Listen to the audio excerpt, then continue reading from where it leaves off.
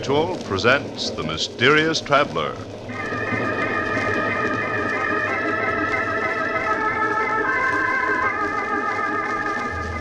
This is The Mysterious Traveler, inviting you to join me on another journey into the realm of the strange and the terrifying. I hope you will enjoy the trip, that it will thrill you a little and chill you a little. So settle back, get a good grip on your nerves, and be comfortable, if you can. For in a few moments, you're going to meet a ghost, the strangest phantom that you ever heard of. But first, I want you to be my guest on a little train ride. We're running at 60 miles an hour on open track in the dead of night. Now we thunder through a sleeping village.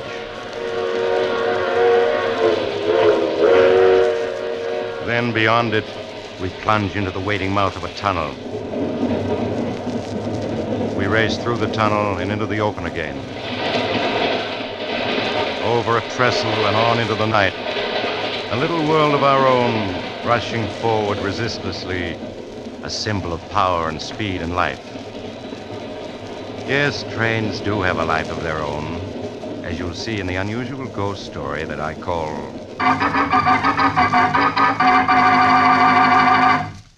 The Locomotive Ghost.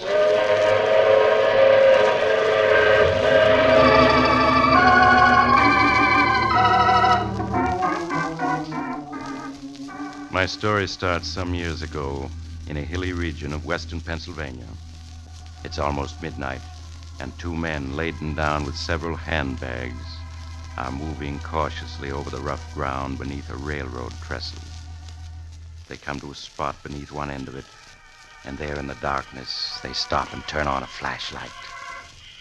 All right, we can sit down and rest now. Are you sure this is the right spot? Of course I'm sure. This is the loading spur. It branches off at a mine entrance. Main line's over there, about 100 yards away. How long do you think we'll have to wait? 5 or 10 minutes.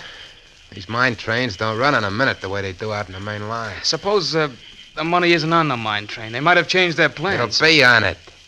Those miners are waiting for their pay, and the treasurer's bringing it himself. Plus bonus money and cash for operating expenses. Big haul, my friend. $200,000. $200,000? That's a lot of dough, but... But what? You getting cold feet? No, of course not, but... Well, they'll be killed, won't they? The crew on the train? Forget it. I thought you were turning soft on me now after I spilled the whole plan to you. No, Joe, I'm not turning soft. Joe. What is it? Thought I heard a noise then. Over there. It's just your imagination. Oh, you're right. Somebody's coming. Keep the light steady. I got my gun handy. Who could it be? It's probably just a bum. They often sleep under this trestle. All right, you step where you are. It's only me, boys. Just old Boomer. Who? Old Boomer, that's all. Looking for a place to bunk. Howdy, boys. It's okay, Tom. I heard of this guy. So you're old Boomer, huh? The one they call the king of the bums? Not the king, son. Just the travelingest one of them all. 50 years I've been riding the rods, and I guess I've covered 1,000,000 miles of track. Mind if I sit down here? Got kind of ache in my bones. Sit down if you want to. Thanks, son. Say, you fellas ain't bums. You're dressed too good. Never mind about us. Curiosity ain't healthy. Old Boomer never fights with anybody. Live and let live's his motto. Listen, here comes number 25. It's a mighty fine train, 25. Got a 16-wheel Mikado engine, can pull 20 cars at 80 on a level track. She's 50 seconds late tonight. Do you know every train on the tracks? Pretty near, son, pretty near. I ain't rode 'em all. I rode 'em all, from the Lackawanna to the Santa Fe. There ain't much about trains I don't know. Say, you fellas wouldn't have a little nip handy to take the chill out of an old man's bones. No, we ain't got a little nip handy. Sure, son. There's no harm in asking. There's the 25 passing Minesville now. Ain't that whistle far off in the night a sweet, mournful sound, though? Yeah, it is kind of mournful. Sounds far off and ghostly, don't it? Well, sometimes it is a ghost you hear, not a real train at all. What are you talking about? I'm just saying that sometimes when you hear train whistling, far off and mournful in the night, it ain't a real train at all. It's a ghost train. Ghost train? It's a lot of hooey. You just think so because you're young and don't know better. But old Boomer can tell you. There's ghost trains and plenty of them. They're the ghosts of trains that died in wrecks. Anything as live as a train is bound to have a ghost live on after. All right, can the chatter. You're hurting my ears. Well, let him talk, Joe. It helps pass the time. All right, but if you ask me, he's spouting a lot of bushwhack. Go on, Boomer. What were you saying about trains having ghosts? Well, I've seen 'em many a time. They're running the tracks with all the lights out, going faster than the wind. Not a sound coming from 'em. I've seen the Heavenly Express, too, a couple times. What's the Heavenly Express? It's a special train, son. It's on the Earth to Heaven run. Travels 1,000,000 miles a minute when it gets up speed. Takes the souls of railroad men from this world to the next. It always passes by when a wreck's gonna happen. That's enough talk. I'm sick of listening to you. All right, son. You don't believe me, but I know what I know. Glory be. I hear it coming. I hear it coming now. Hear what coming? The Heavenly Express. It's coming down this track. Listen. I don't hear anything. There's nothing to hear. It's passing right by overhead. Now it's slowing. It's gonna stop. It's never stopped before. That means the wreck's gonna be here. Joe, he knows. That's it. That's what you're here for. You're gonna wreck that mine train. Hear that, old man? That's a mine train turning into this spur. You're right, we're gonna wreck it. No, you can't. You mustn't. But before we do, we gotta take care of you. And this is how we're gonna do it. You shot him. I guess the Heavenly Express stopped for me, too. I sure hope so. But you fellas, it'll punish you. It'll follow you, sure as I'm laying here. Oh, follow us. What are you talking about? The Judgment Special. It punishes fellas that wreck trains on purpose. It runs any place has tracks. And it follows them until it gets them, one way or another. Because murdering a train is like murdering a man. You got to pay for it. And you'll pay for it. You think I'm crazy, but you'll see. You'll see. Yeah, that shut him up. Crazy old coot. I wish you hadn't killed him, Joe. Don't be a sap. Couldn't let him live to tell what he knew, could I? No, of course not. Listen. I hear the mine train coming. We just got time to get ready now. Put the suitcase with the dynamite against the trestle here. That's it. Now, come on, help me unroll a wire. Yeah, sure, Joe. Anything you say. That's it. Keep coming. All right. We gotta get plenty far away. Hear the train now? Yeah, I hear it. I can see the headlight, too. Look how bright it is. Okay, this is far enough. Take me just a second to hitch up the detonator. There it is. Now we're all ready. It's on the trestle now. Almost halfway across. What's the matter? You sound shaky. Listen, Tom, you're in this now, and it's too late to back out, you hear? Yeah, I know. It's almost across. All right, then I'll close the detonator. Now, there she goes.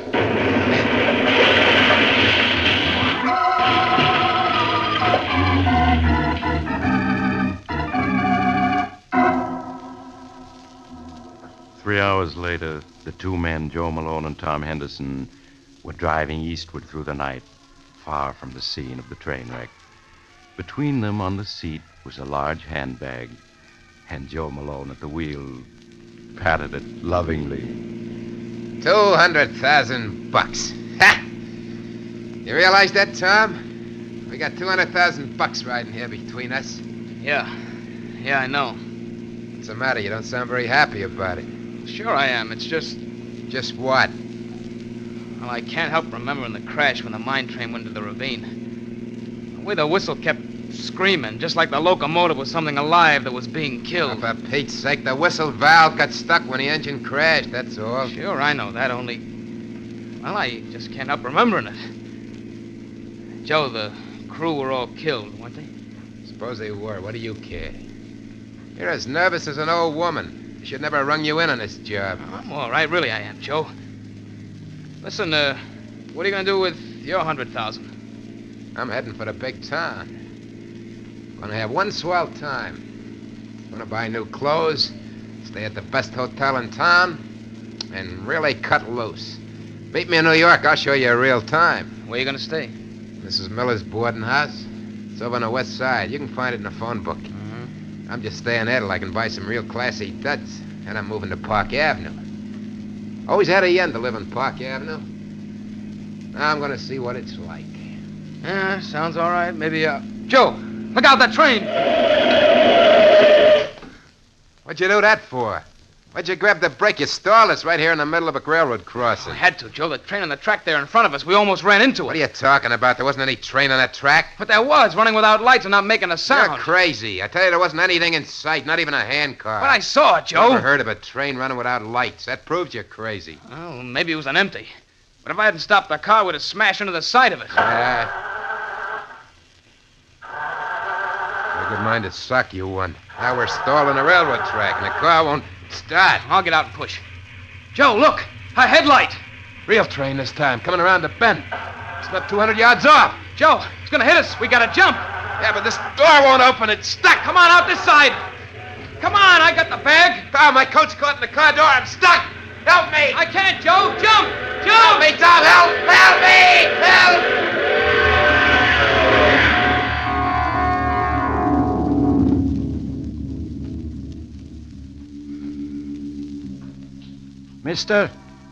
Mister, you all right? Yeah, I'm all right. But my friend, he must have been killed. Yes, he sure was. So when do you get away? Look at your car. There's pieces of it spread a quarter-mile up the track. Whatever made you stop right there on the crossing? Car stalled. Who are you? I'm the crossing watchman. Watchman? Why weren't you on duty? Why didn't you signal there was a train coming? Because I didn't know it, mister. That was the wrecking train taking doctors down to Mineville. It was unscheduled. Oh, I see. What about the other train, the one that went past going east just before the wrecking train hit us? Other train? Yeah. Well, no other train due through here till 6 a.m. this morning. I saw it, I tell you, traveling without lights. No train ever travels without lights. It's against the law. Say, are you drunk? No, I'm not. Where you going? Listen, I got a report to make on this. You got to fill out a form. Forget it, I'm not interested. Getting away from here. I'm going to New York.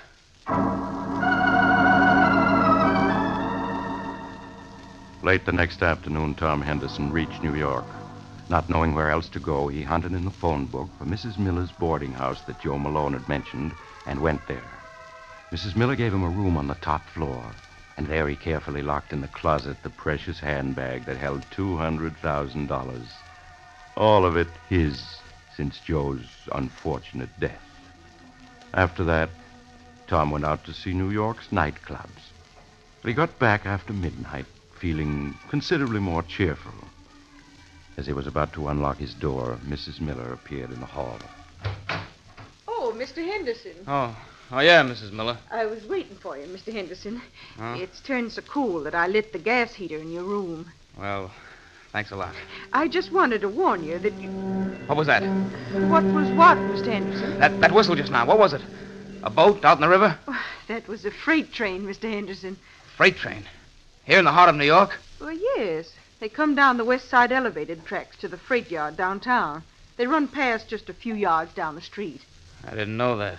I wouldn't have come here if I had. Oh, I'm sure they won't bother you, Mr. Henderson. Really, they won't. Well, good night. Good night.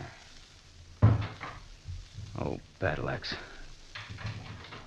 She's sure they won't bother me. It's too late to find someplace else where I'd leave here right now. I'll close the window. I'll keep the sound out. Anyway, suppose I can hear a train or two. But I'm can hearing them do me. I'm gonna go to sleep and forget it. Yeah, forget it. I've got $200,000 and my whole life ahead of me. Should let an old coot like that boomer worry me. Joe's getting killed by a train was just an accident. Could happen to anybody. Me, I'm alive. Tomorrow, I'm gonna start enjoying it plenty.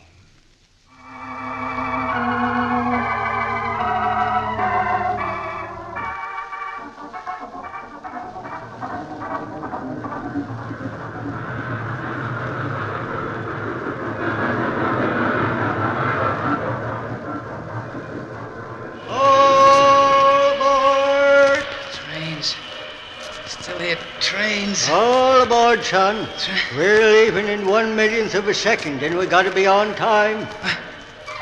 Boomer, it's you. That's right, son.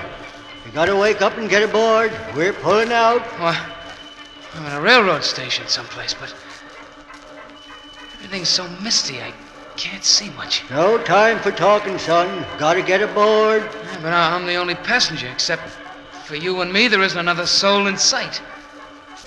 And you're wearing a conductor's uniform. They promoted me. Now, come on, get aboard. Yeah, but I don't want to. I don't like trains. I don't want to go anyplace. Can't help it. This is a special trip just for you. And you got to be aboard. Come on now, up those steps. That's it. Now we're off, right on time to the 1,000,000th of a second.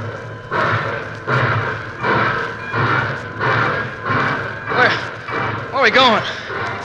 What train is this? Why, it's completely empty except for me and you. That's right, son.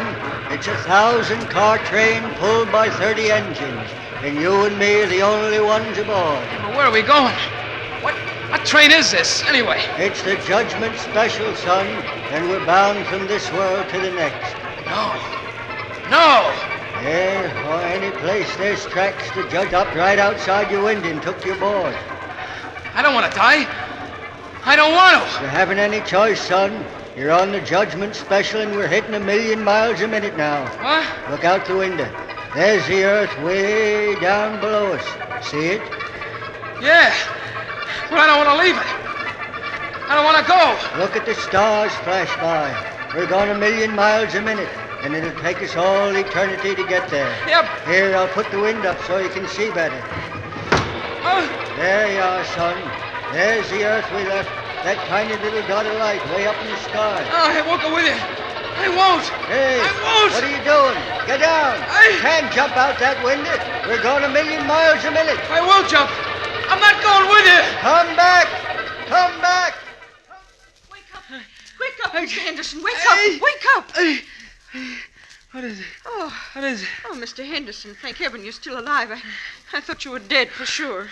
What happened? Well, you closed your window. I meant to warn you that with the gas heater on, you must leave it open. Well, you almost suffocated in your sleep.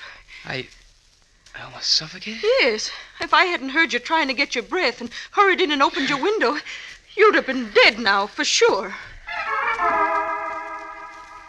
The rest of the night Tom Henderson spent sitting on a bench in the nearest park, shivering at the nearness of his escape. The next day, he bought himself an expensive wardrobe.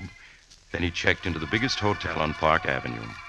There, just before he retired, he took a sleeping tablet. Yeah, that fixed it. No dreams for me tonight. Some layout. So this is what you can enjoy when you have money. And I'm going to enjoy it. I've been letting my nerves get the better of me. Not anymore. Feel better already. So out goes the light. Gonna sleep like a millionaire. Yes, just like a millionaire. And so Tom fell asleep. But unfortunately, he did dream. And he knew he was dreaming, but he couldn't wake up. It was a very curious dream indeed. He dreamed that he got up and dressed, rode down in the elevator, that he walked out into Park Avenue, and there, down the street, he found a tiny door which he entered. It led down a flight of steep iron stairs to a dark tunnel far beneath the ground. There in the tunnel, a man was waiting for him. The man turned, and he saw it was his former pal, Joe Malone. Hello, Tom. Joe, it's you. Yeah. I've been waiting for you, Tom. But you're dead. I saw you killed. Maybe I'm dead. Maybe I'm not. You're dead. I know it. It's just a dream. I gotta wake up. Can't wake up. Don't you understand? You're never gonna wake up. I will. Oh, Tom. Now come along with me. I'm here to guide you. Where are you taking me? Down this tunnel. See how it stretches out? On and on. How it keeps going down and down? No. Where do you think it goes to? I don't know. I don't want to know. Come on now, Tom. I can't wait all night. No, I won't go. I'm going to wake You up. can't, Tom. The night I was killed, you saw the judgment special. Now you can never get away from it. It's not true. It's the dream. I'm safe in my own bed in the hotel. And you refuse to come with me? Yes, I do. I refuse. Listen, Tom. Listen to what? I don't hear anything. Listen. It's closer now. You hear that? That's the judgment special, Tom. Coming through this tunnel. Train. It's a train coming. And where are you going to go? You're in a tunnel, Tom, and no way out. It's just a dream. It can't hurt me. It's coming closer, Tom. It's coming closer. No, it's only a dream. I gotta wake up. Wake up. Wake up. Wake up, mister. Oh. Thank heavens I'm awake. I'd say not any too soon either. But, who are you? It's so dark and carrying a lantern. Oh, my, mister, I'm a track walker. Track walker? What do you mean? I mean that I inspect the track here under Park Avenue. What? How did I get here? Why, mister, a minute ago I found you walking in your sleep, your eyes tight closed down this tunnel right under Park Avenue. Park Avenue? If I hadn't met you, you never would open your eyes again, because number 10 is due along here in 3 minutes. Then it wasn't a dream. I really am in a railroad tunnel. Yes, I am. I'll say you are. How you got here, I don't know, unless you came down one of the inspection doors from the street. But, brother, if this walking in your sleep is something you do often, take my advice and see a doctor. But Tom didn't go to a doctor, for he knew what a doctor would say. That it was his nerves, his guilty conscience. Now Tom felt he had to get away, far away to a place where there were no trains to haunt him. At dawn, he bought a ticket on the first plane leaving for Canada. That afternoon, he found himself in a tiny town deep in the heart of Canada. There he hired a French-Canadian guide to take him by canoe far into the woods, away from any trace of civilization. Late that night, they arrived at the cabin where the guide lived with his wife. Tom unpacked his suitcase and joined the guide and his wife on the porch. For the first time since the wrecking of the mine train, Tom felt at peace. Oh, this is something like it. It is peaceful, is it not, monsieur? Yeah. Ah, monsieur's nerves are better already. Yes, this is what I need. How far is it to the nearest railroad? It is 80 miles, monsieur. 80 miles. Old Boomer said it traveled anywhere there were tracks. 80 miles ought to be enough. Pardon? I do not understand. Oh, never mind. I've got to get some sleep now. Of course. Good night, monsieur. Good night, monsieur.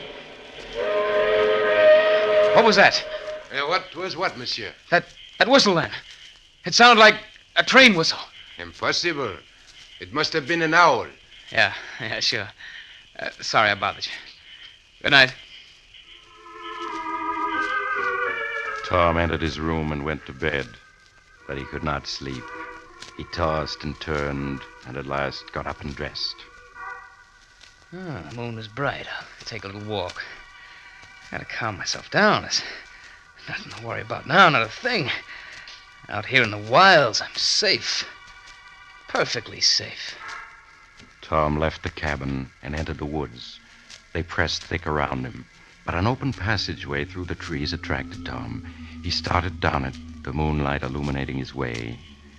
He paused and made a startling discovery. Why, I'm walking on old railroad ties.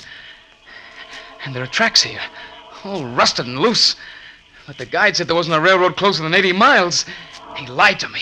He tricked me. A train. There's a train coming. It's coming toward me. There's a headlight. I gotta run. Run! Run!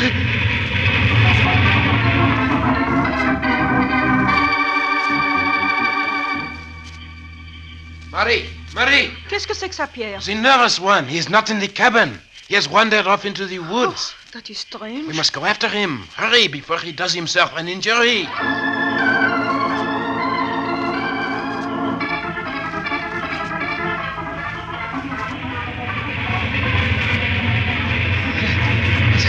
It's still behind me. Still following me. I can't run anymore. I can't go any further. I gotta stop.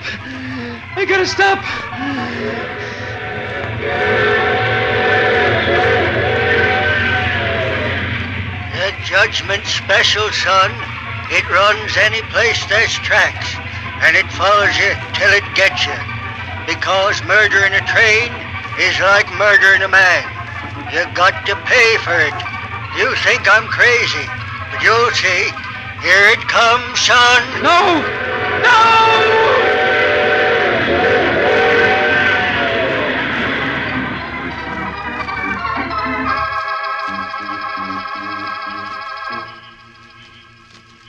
He cannot be far now, Maurice.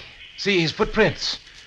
He was running for half a mile. He will do himself harm running so hard in his darkness. Look, Pierre. Voila. Yes, it is the nervous one.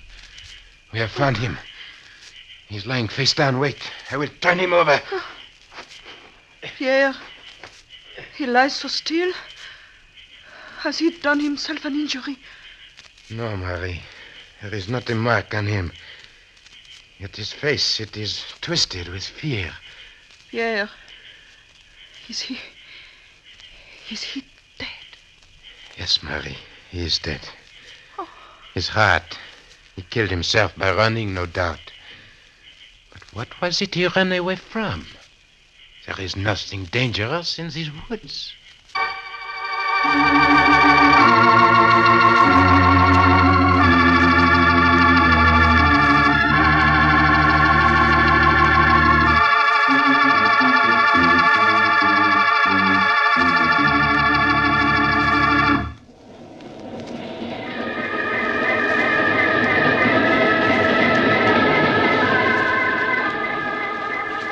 This is the mysterious traveler again.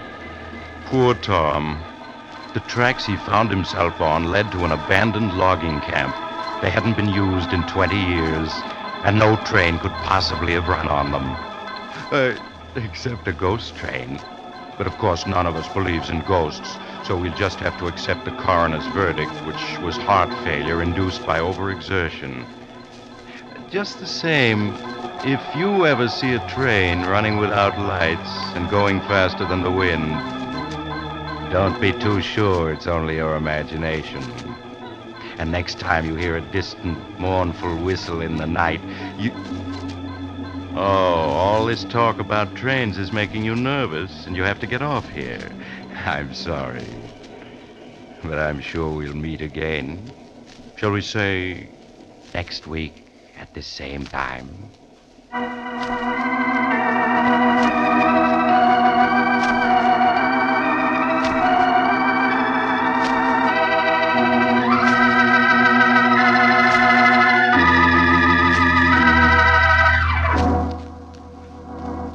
You have just heard The Mysterious Traveler, a series of dramas of the strange and terrifying. In today's cast were Maurice Tarplin, James McCallion, Joe Julian, Bryna Raeburn, and Cameron Andrews. Original music was played by Charles Paul. The Mysterious Traveler is written, produced, and directed by Bob Arthur and David Kogan.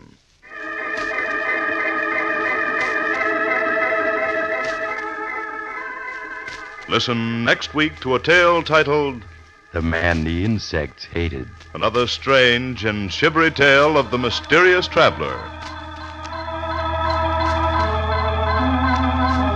The Mysterious Traveler has come to you from our New York studios. Carl Caruso speaking. This is the Mutual Broadcasting System.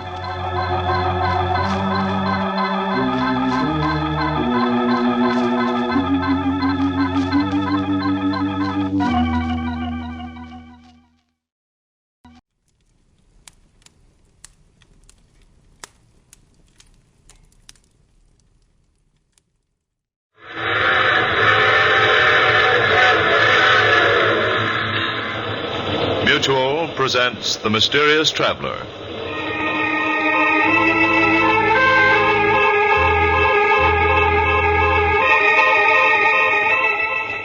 This is The Mysterious Traveler, inviting you to join me on another journey into the realm of the strange and the terrifying. I hope you will enjoy the trip that it will thrill you a little and chill you a little. So settle back, get a good grip on your nerves, and be comfortable. If you can.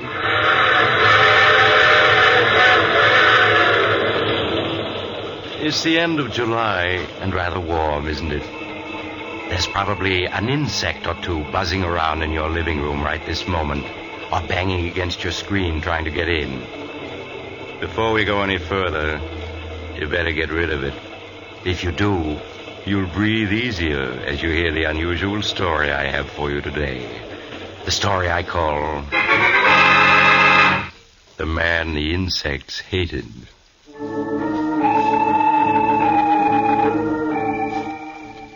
My story begins in a homemade laboratory in a crumbling mansion on the edge of a bayou, deep in the heart of the Louisiana swamps.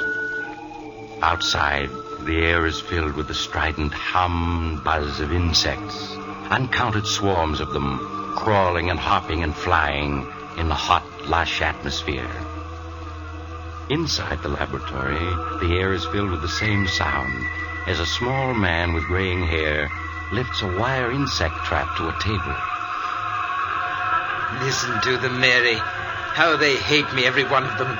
The flies, the bees, the hornets, the beetles, the locusts, the spiders, they all hate me.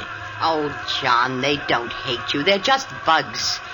They can't hate you. Yes, but listen to them hum and buzz when I come near. They know me. And the reason they're so upset is that they know that we're enemies and that I'm going to destroy them. Destroy them utterly. All right, John. Oh, Mary, you look tired. This life we've been leading the last few months, it's very dreary for you, isn't it? It's all right, John. It doesn't matter. Oh, but it does. These swamps, they must seem like the last outpost of creation to you. You always did love the city and the lights, the movement, the gaiety. I'm all right. You mustn't worry about me. It's such a struggle. If we had someone to help us, it would be easier. But no one will come out here and work for us. Yes, I know, my darling. Believe me, I do. But it's only for a little while. Soon we'll be rich. I promise it. All right, John. I'll be patient. You do believe me, Mary. You know that I'm on the verge of success now, don't you? That last formula, you saw how quickly it killed every insect in the cage? Yes, I know. It was wonderful, John. Yes, and you know yourself what it'll mean to the world. The perfect insect killer, something much better than DDT. Why, it will be tremendous. It will make the worst jungle livable. It will cut down disease and increase the crops. There's someone at the door. Yes. It's very odd. I wonder who it could be. I'll see. Perhaps it's Dr. Guernsey or Mr. Conway, the druggist. They promised to call. Good morning. Is Professor Hanson in? Why, yes, he is. Come in quickly. There's so many flies. Yeah. Seems like the air is full of bugs outside. Never saw so many in my life. What is it, Mary? It's someone to see you, John. I don't know who. Andrews, the name, Professor. Martin Andrews. Say, you really are out in the wilds here, aren't you? Thought I'd never find you.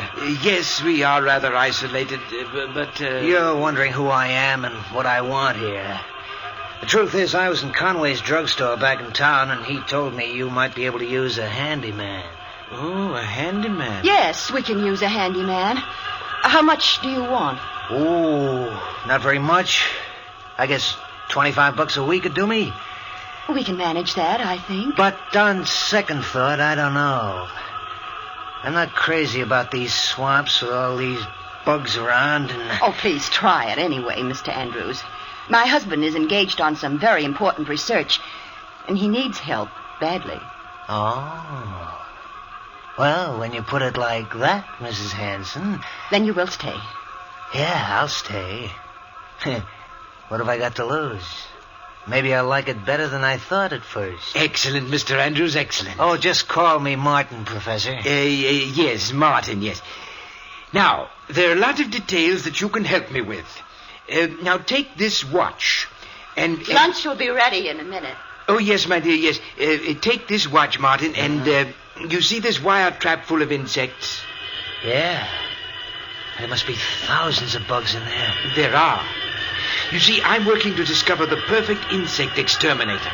Oh, yeah, I see. Yes, and in this spray gun, I have my latest solution, Formula 312. And I'm going to spray it just once at this trap full of insects, and you are to time how long it takes them all to die. You're gonna kill all those bugs with just one squirt from that sprayer? I hope so. And they know it, too. Listen to them hum. How they hate me. They know I'm going to kill them, and they wish they could get free to kill me. Huh? Oh, yes, they know me. Insects hate me. All insects, just as I hate them. They'd kill me if they could, but instead I'm going to kill them. Have you got your eye on the watch? What? Oh, yeah, sure. Then start timing. Now, watch and listen. Say, that stuff really mows them down, Professor. Yes, they're dying now. A few of them are still trying to crawl around, but there they go. Now, how long did it take? 29 seconds. It's good, but not quite good enough. But I'm sure I'm on the right track. Lunch is ready, John. Oh, yes, my dear, yes, we're coming. Well, Martin, do you think you're going to like working here, helping me develop my new insect killer? Yes, sir, Professor. I've got an idea it's going to be a lot more interesting here than I ever imagined.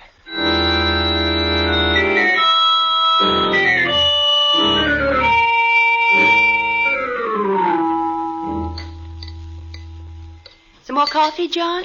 Thank you, my dear. No, I want to go back to the lab to try a new formula. And while I'm mixing it, why don't you show Martin around the place? Why, That's a swell idea, Professor. I'd like to get wise to just what you're doing here. But I'm sure that John could show you around and explain everything better than I could. No, not at all, Mary. And besides, you know how I feel about going outdoors. Well, all right, John. If you want me to. Fine. I'll get started on the new mixture right away, and when you're through, I'll have something for you to do, Martin. Okay, Professor. Well, Mrs. Hanson, I'll be obliged to you if you'll give me the lowdown on everything. Well, all right, Martin. There are things that you really should know.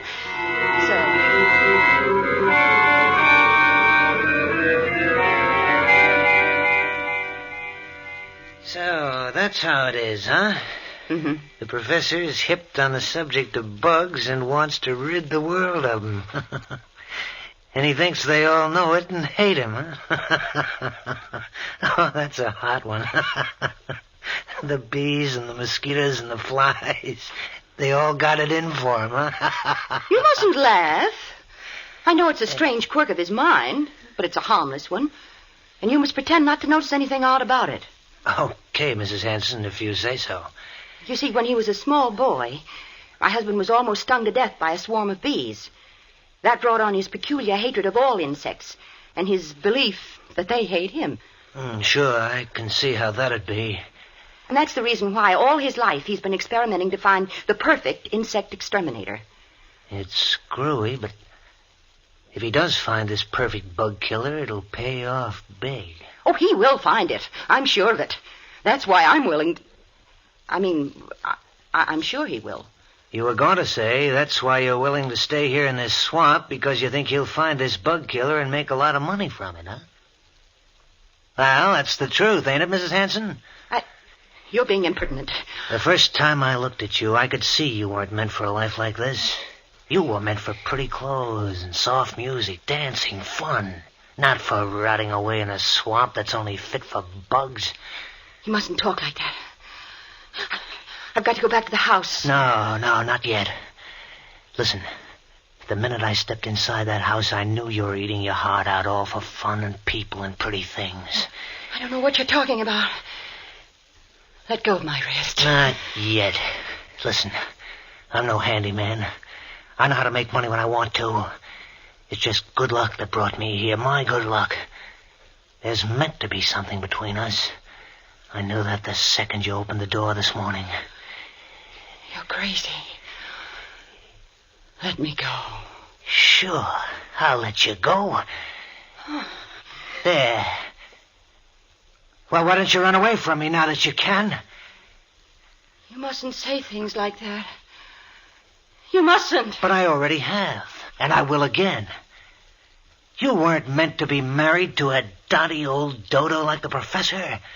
You were meant to live. And I'm going to hang around here until I prove it to you.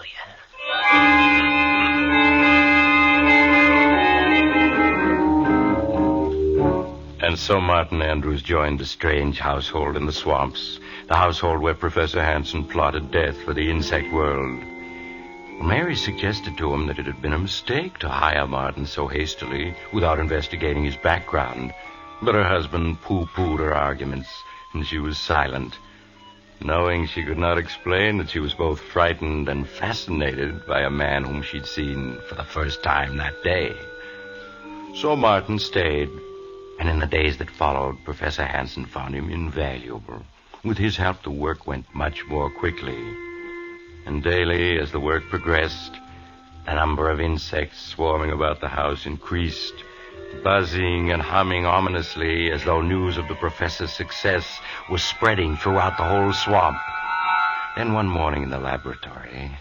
Time, Martin. Exactly 15 seconds, Professor. 15 seconds and every insect in the trap is dead. We've done it, Martin. Mary! Yes, John. What is it? Mary, we've done it. At last I found the formula that will kill any insect known almost instantly. Oh, John. Oh, I'm so glad. Yes, Formula 397. See, here it is. Just a few marks on this piece of paper. But it's man's final victory over the insect world. Listen to the bugs outside hum, Professor. Yes. They sound almost like they knew what you'd done. Oh, yes, they do know. But they're helpless. They're beaten and they know it. Yes, now I've got to write a note to Dr. Guernsey and Mr. Conway. Martin, wait here for me. Yeah, sure, Professor. Martin, what are you doing with that formula? Just putting it in my pocket where it'll be safe. You know how the professor is, always losing things. Give it to me, please. I'll take care of it. No, I think I'd better hold on to it. But I have something else for you. No. Let me go. Let go of me. Ever since that first day. And I've been waiting till you knew as well as I do that we were meant for each other. You mustn't say such things. You do know it, don't you? No.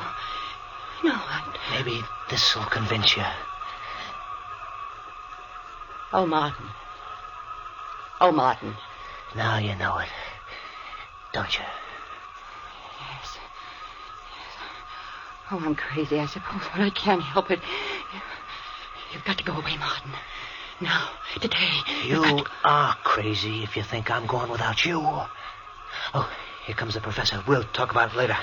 Martin, here's a note from Mr. Conway, the druggist. I've asked him to come out with Dr. Guernsey tomorrow night. Will you drive into town and deliver it to him, please? Sure, Professor. I'd be glad to. Right away.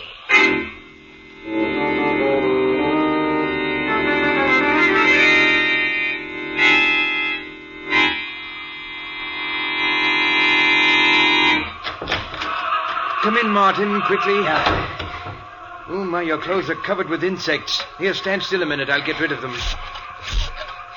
There. It takes care of that. How in the world did so many get on you? When I got out to open the garage door, they were crawling all over it. They dropped onto me. I couldn't knock them off. John! Oh, John! Yes, Mary. John, there are ants in the kitchen. A whole swarm of giant black ants. They're monsters. Giant ants in the kitchen. How did they get in? I don't know, but they're there. And more coming all the time. Well, never mind. We'll take care of them. Come on, Martin. Bring the spray gun. Right. They mustn't get into the house. I won't let them. They want to get at me, but they're not going to. There they are, John. All over the floor. Yes, giant ants. The floor's black with them. And look at them come this way toward me. They know who I am. Quick, Martin. Use the spray. Yes, Professor. This'll fix them. Look at them turn up their toes. Yes. That finishes them. But how in the world did they get in? I thought I'd made this house insect-proof. Here are some more, coming through this hole in the woodwork. I'll take care of them. Now I'll plug up the hole. No more will come in that way. They're such big ants. I've never seen any that big before. And they were after me, but we've taught them a lesson. Professor, you've almost convinced me you're right. About the bugs hating you, I mean. What are you saying? It's the truth. You never saw so many bugs in your life as there are outside right now. When I got back from town, I could hardly see the house for the beetles and the flies and the hornets that are buzzing around it. And a couple of times the car ran over columns of ants so thick I thought they were going to clog the wheels. Columns heading this way. Is that so? I must go over to the window and see for myself. Yes, good heavens, the screen is so covered with insects I can't see out. I'll give them a dose of your bug killer. That'll make them move on. There. That cleared them off. Now, take a look outside, Professor. Did you ever see anything like that in your life? Oh! Good Lord, the sky is black with insects. Look at that swarm over the trees. Flying beetles, wasps, bees, I can't identify them all. Yeah, and just listen to them. Listen to that song of hate. Don't say that. It's just a natural phenomenon. These swamps breed insects by the millions. Yeah, I know. And every one of those millions is headed right for this spot. But that's ridiculous. No, it's not. All the way to town, I didn't see a single bug.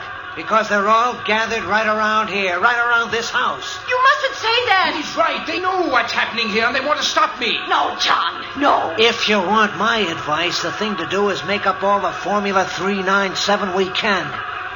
If those bugs ever get into this house, we're gonna need it.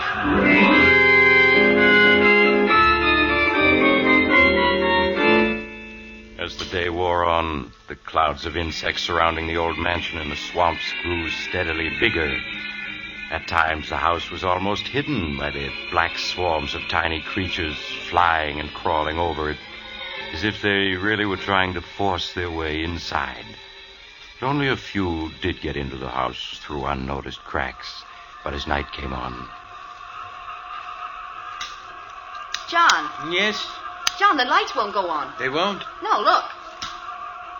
Her fuse must have blown out. I'll go take a look, Professor. I have the flashlight. Thank you, Martin. I'll only be a minute. Listen to them, Mary. Listen to them swarming about the house, beating against the screens, trying to get in at me. Oh, John, they're just insects. They don't hate you. They don't? Well, then where have they come from? Why are they surrounding this house? Answer me that. Oh, I don't know. Martin agrees with me. He said so this afternoon. You mustn't pay any attention to Martin. Listen to them. If they could get in, we'd be dead in 15 minutes. There's death we hear humming and buzzing out there, Mary. Professor! Professor! Yes, what is it? Did you find the trouble? Yes, it's in the switch box, all right. All the fuses are blown out. All of them? But how? The switch box is full of little beetles. I don't know where they came from, but they caused a short circuit that blew out all the fuses. They did it on purpose. Oh, John! Well, anyway, we'll be using candles tonight. And there's another thing. What, Martin? The cellar is full of little white ants. I couldn't find out where they're coming from. White ants? Not ants, Martin. Those are termites. Well, termites, then. They're all over everything. Termites? They can eat their way through wood. They can eat holes that the other insects can enter through. Yeah. That's right, isn't it? Martin, come on. Get 2 insect sprays. We've got to get down there and destroy them before they destroy us.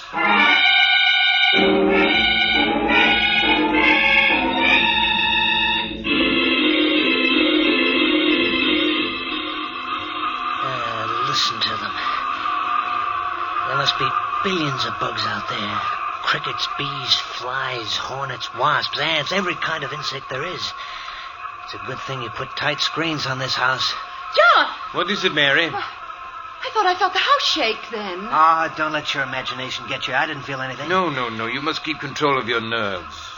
I suppose I imagined it then. Oh, John, it's almost midnight. Are they ever going to go away? Maybe not. If the professor's right and they're after him, they'll just hang around until we starve to death. Or until they get in and finish us off. Oh, Martin, stop it. Martin is right. We've used up all the Formula 397, and if they ever do get into the house, we're doomed. I was just thinking that myself. We have got to get help. Go out of the house? Yes. Oh, no, John. Not all of us. But maybe if I were to take the car and make a dash for town, they might follow me.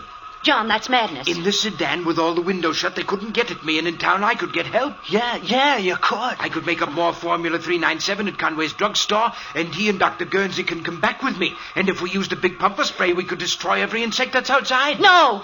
You mustn't try it. It sounds like a good idea to me. I'd go, only I couldn't mix the formula. No, John, you mustn't go out. Yes, I'm going to do it. If those ants ever get at the car, they'd cut the tires to shreds, and then we would be at their mercy. I've got to go for help while I can. Then let's all go. We can all get in the car. It'd be safer to stay here. This house will hold them off for a good while yet. I think the professor's scheme is the best. All right, Martin. Now, I'll get ready. And then you come downstairs and help me with the garage doors. And you're going to have to open and shut them awfully fast when I take the car out.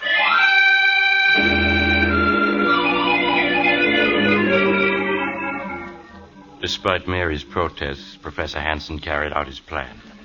With the car tightly closed, the motor racing, Martin flung open the garage doors. The car shot out into the night, the headlights showing great swarms of flying insects in its path. Then Martin swiftly closed and bolted the door again and hurried upstairs. Well, he's gone. Oh, why did you let him go? That ought to be obvious. What do you mean? I didn't let him go. I made him go. I put the whole idea in his mind so he'd go off and leave us alone here. Oh, no. Sure I did. I'm a bright boy. From now on, it's going to be just you and me and fun. What are you saying? John isn't going to come back from his little trip to town. I don't understand. I'll make it simple. In the first place, all those bugs outside don't mean a thing. When I was in town this morning, Conway the druggist told me it happens out here every 7 years or so. There's something about the way the wind blows that makes millions of bugs come out of the swamp to swarm around this house in certain years. Oh, but then why did you pretend to believe John when he said it was because they were after him? Just so as he'd go to town for help. Those bugs are harmless. As soon as the wind shifts, they'll be gone. But then... Right this minute, John's driving to town as fast as he can go. And any second now, the steering gear is going to bust. Martin. No. Yes, baby, because I fixed it to. And when that steering wheel goes, it'll be curtains for John. The car'll hit a tree, and you'll be free to marry me. We'll have Formula 397 and all the dough it'll bring in. That's murder. No, it isn't murder. It's being smart. You've murdered John. And I'm guilty, too. Because I didn't make him send you away. Oh, you never really wanted me to go. I ought to loathe you. And myself, too, but I... But you don't. No, Martin. I don't. That's more like it, baby. We'll always be together. Always. Forever, Martin. Martin! Huh? Something's happening. What? The house. It's shaking. Oh, gotta get out of here. The house is caving in. Mary, quick. Grab hold of me. Come on now before... Look out!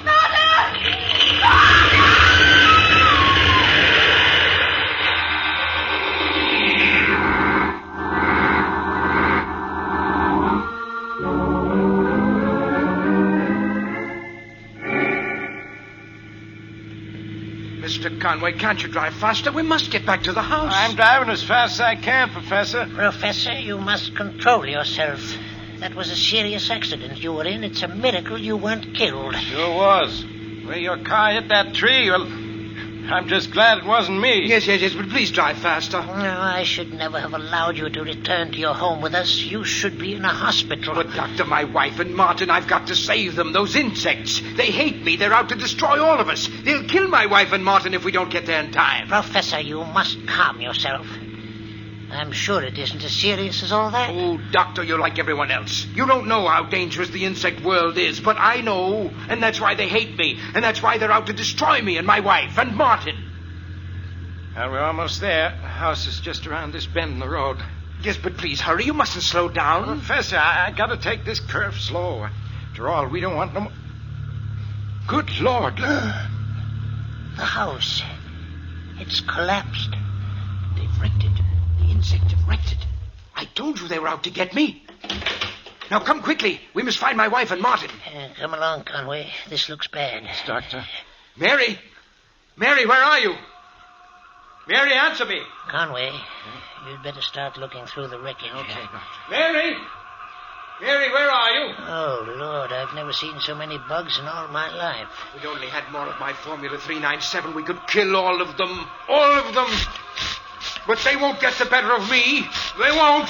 Oh, Professor, what are you doing? There isn't any spray in that gun. It's empty. I'll show them. I'll show them. Doctor. I found them.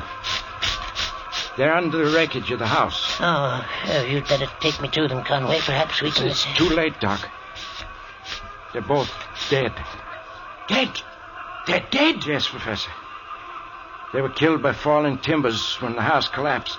No, it wasn't the falling timbers that killed them. It was the insect world that killed them. They tried to destroy me, and instead they murdered Mary, and now they're trying to break me down, but I won't let them.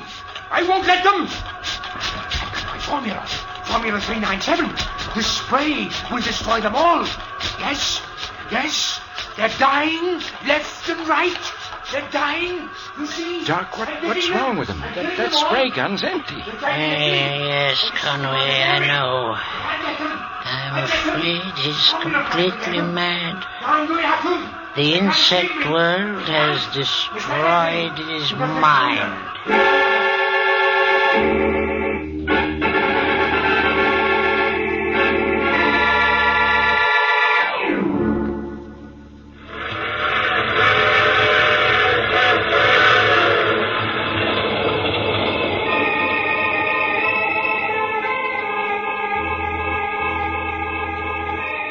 This is the mysterious traveler again.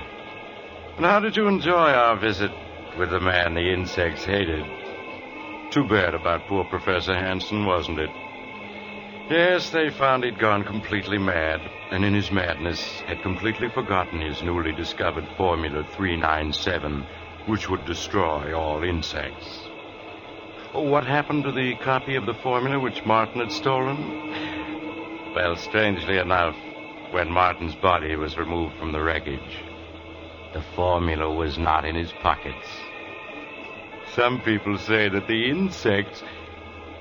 Oh, you have to get off here. I'm sorry. But I'm sure we'll meet again. I take this same train every week at this same time.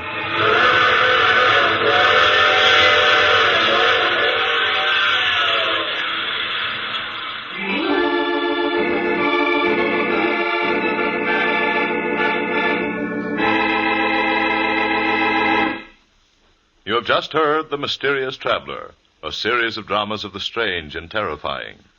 In today's story, the cast included Maurice Tarplin, Eric Dressler, Helen Shields, and Robert Dryden.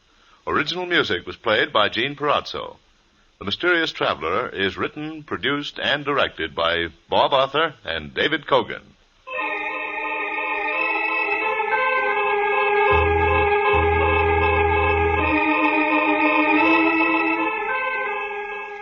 Listen next week to a tale titled I Dream of Dying. Another strange and terrifying tale of the mysterious traveler.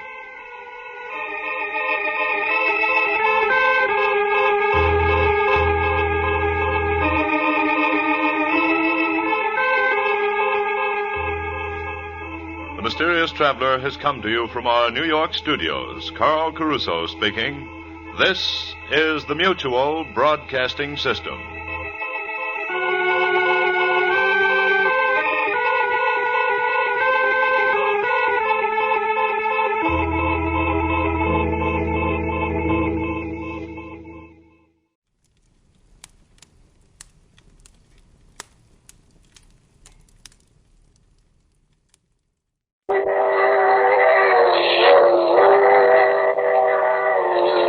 Mutual presents The Mysterious Traveler, written, produced, and directed by Bob Arthur and David Kogan.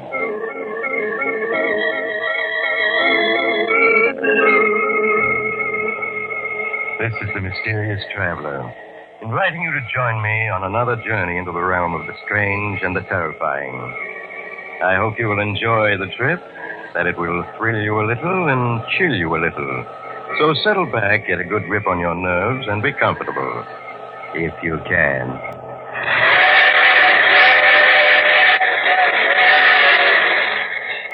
By the way, did you have a good vacation this summer?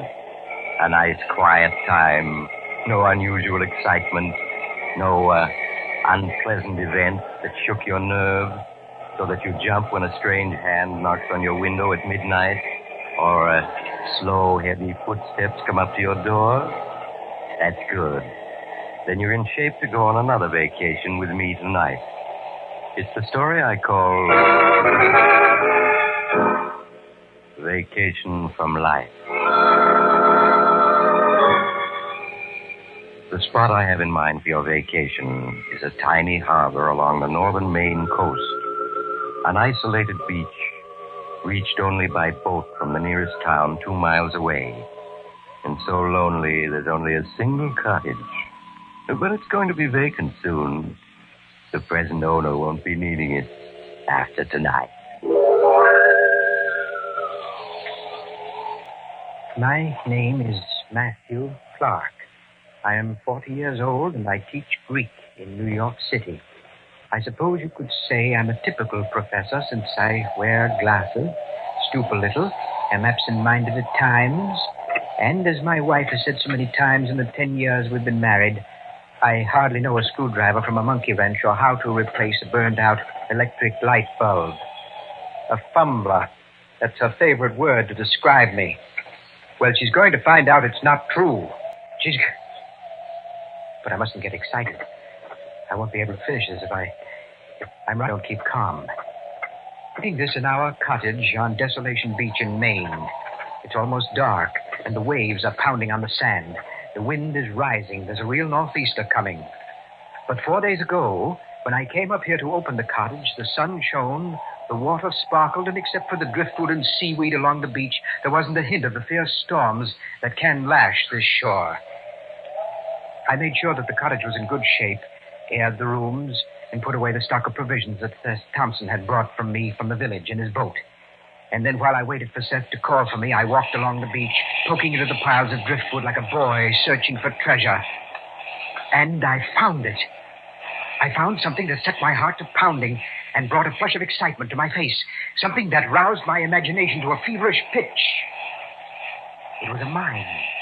A naval mine torn loose from its moorings someplace in the Atlantic during the war and tossed ashore at last here at my feet.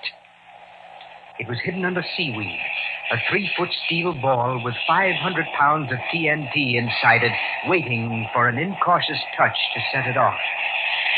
When I saw it, I started back in alarm. And then in a flash, I knew what a treasure I'd found and what it was going to mean to me.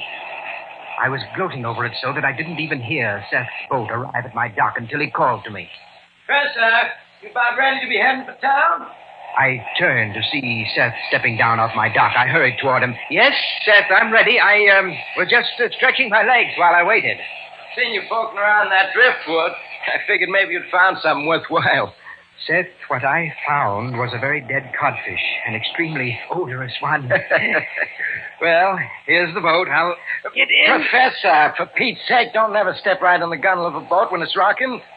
You'll either fall into the boat and break a leg or over the side, maybe drown. Oh, yes, of course. You've told me that before, haven't you? Well, not more than 11 times.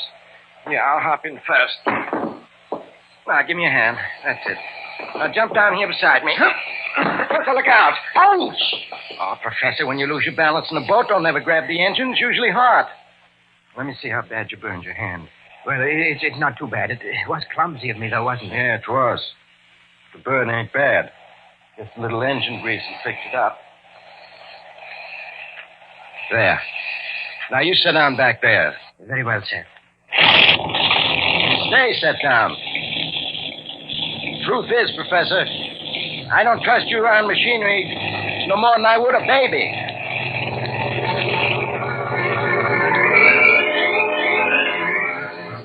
My hand burned painfully, but I was too elated to notice. All the way back to the village, and then by train to New York, thoughts and plans raced through my mind. I formulated and discarded half a dozen schemes until the right one came to me. So simple, it would be impossible to go wrong. And then I fell asleep as peacefully as a child. In New York next morning, I hurried down to 10th Street to a tiny apartment 6 flights up and eagerly rapped on the brass knocker.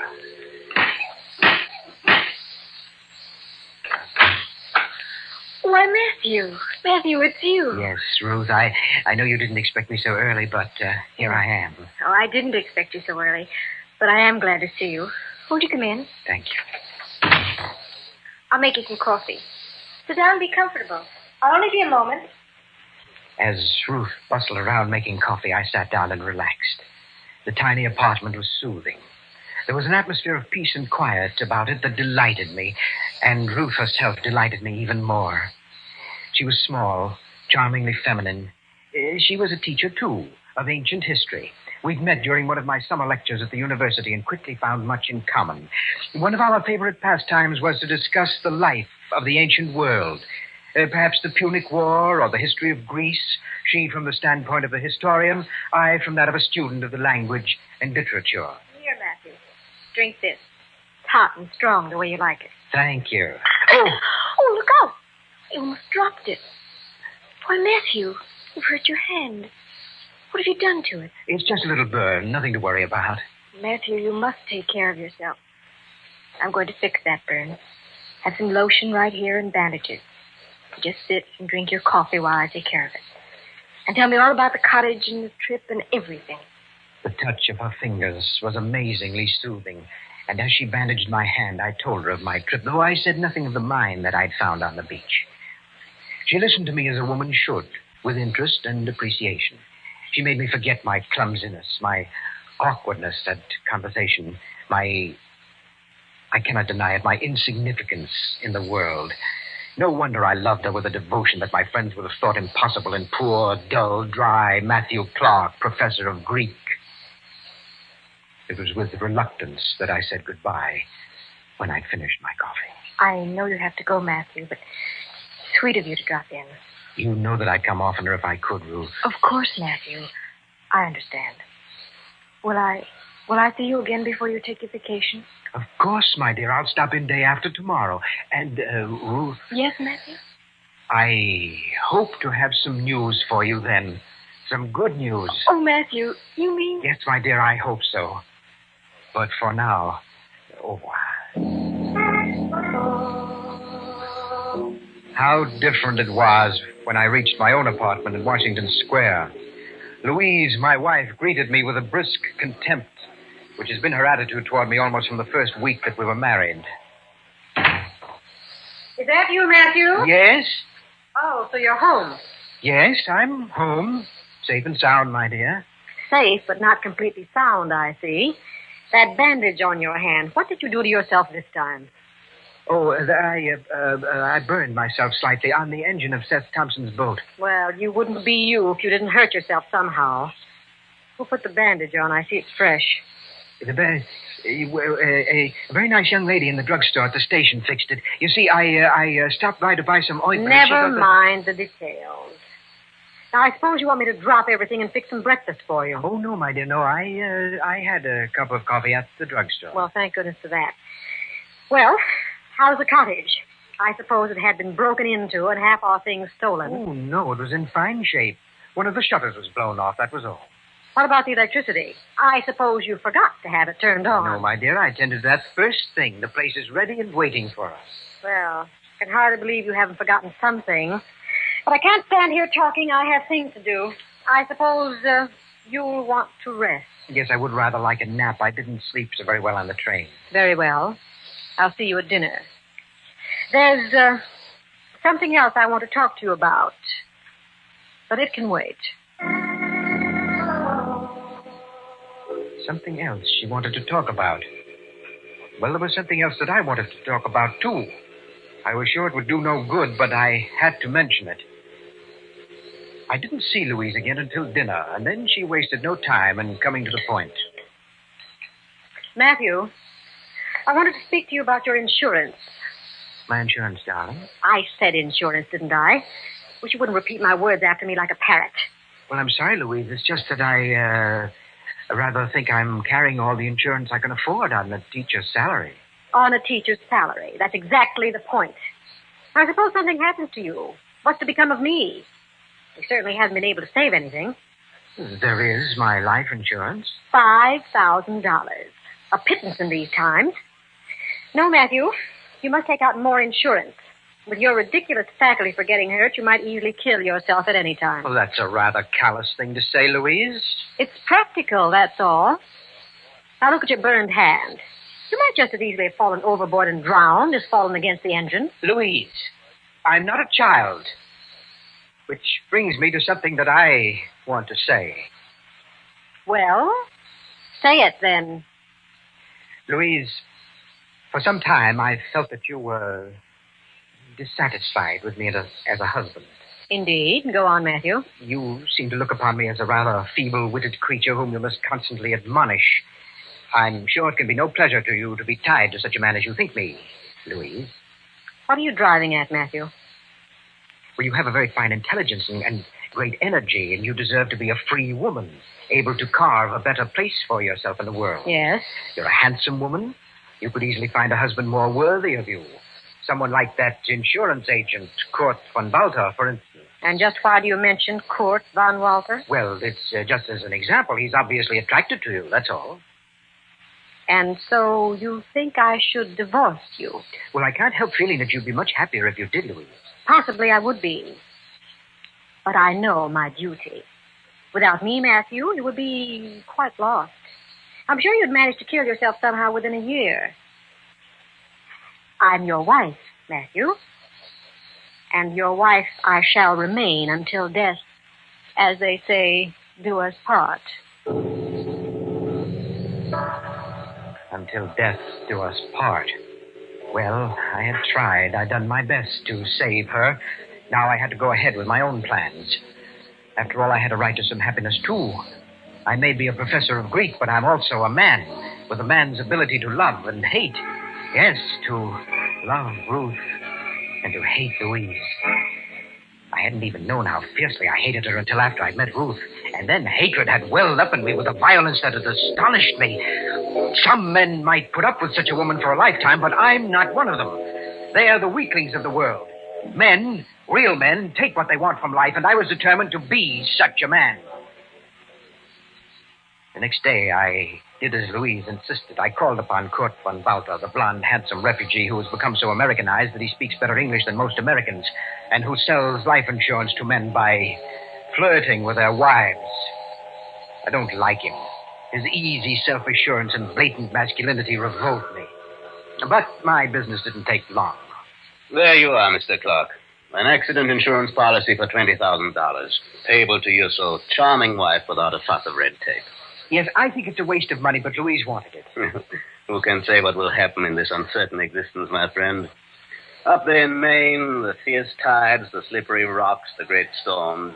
At any moment, an accident may snatch a man's life from him. Yeah, I suppose so, but I don't know why Louise looks upon me as such a child. She's just as apt to get hurt as I am. Very true.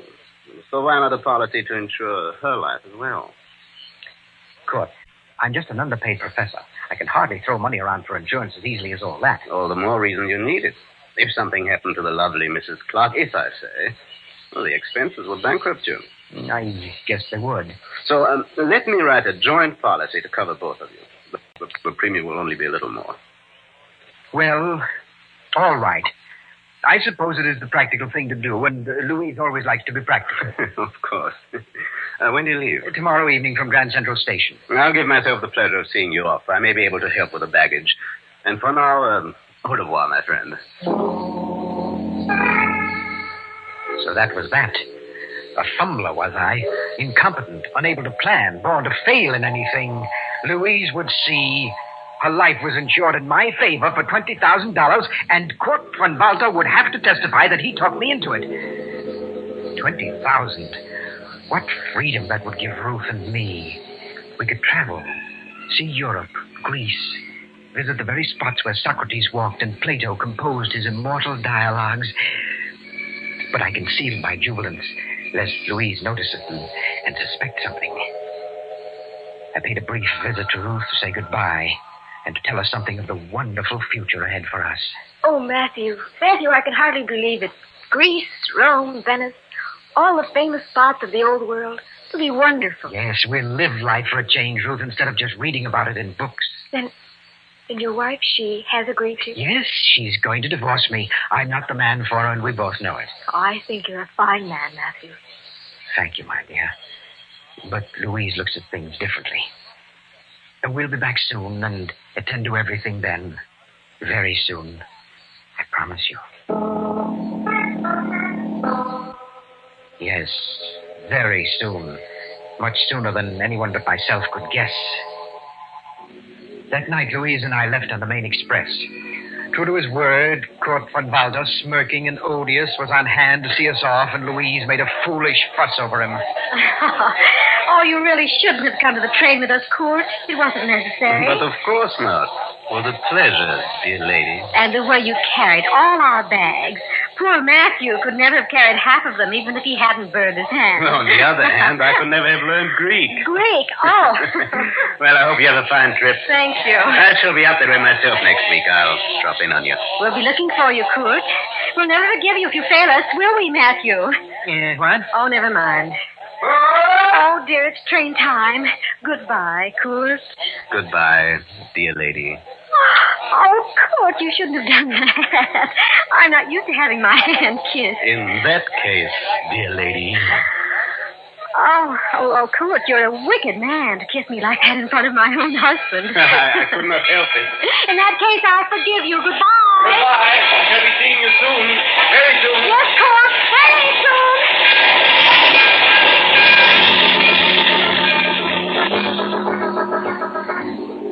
I pretended not to notice Louise's ridiculous flirting with Kurt von Walter, and we went to our drawing room. The trip passed quickly, and exactly on schedule, late in the afternoon of the next day, we were in Seth Thompson's boat, approaching our cottage on Desolation Bay. There she be, Miss Clark. Cottage come through the winter right well. Yes, better than I expected, considering that Matthew closed it up last fall. Oh, the beach is filthy, though. Well, storms last winter piled up plenty of weeds and stuff. Oh, really? I expect you can burn it, though. Oh, speaking of burning, how's your hand, Professor? It's getting well, Seth. I'm still clumsy with it, but it's healing. Yeah, them burns can be bad business. I knowed a fella 3 years ago burned his hand and died of it. Yes, sir. Lockjaw. Well, here we are. At last. I'll tie her up and help you unload. Then you folks are all set for your vacation. Only you're going to have kind of nasty weather the next 3 days. Why, is a storm coming up? Oh, goodness, the sky has gotten gray since we left the village. And the wind's kicking up. Look at them whitecaps out there. Yeah, we're in for a real nor'easter. I hope you folks ain't forgot nothing, because I won't be able to make it here till the storm goes down. A nor'easter. Well, that's most provoking. I'll be sure and lay in plenty of firewood. Yes. She'll be cold and damp till it's over. Well, I better be getting this stuff ashore. That there storm's blowing up faster than I figured.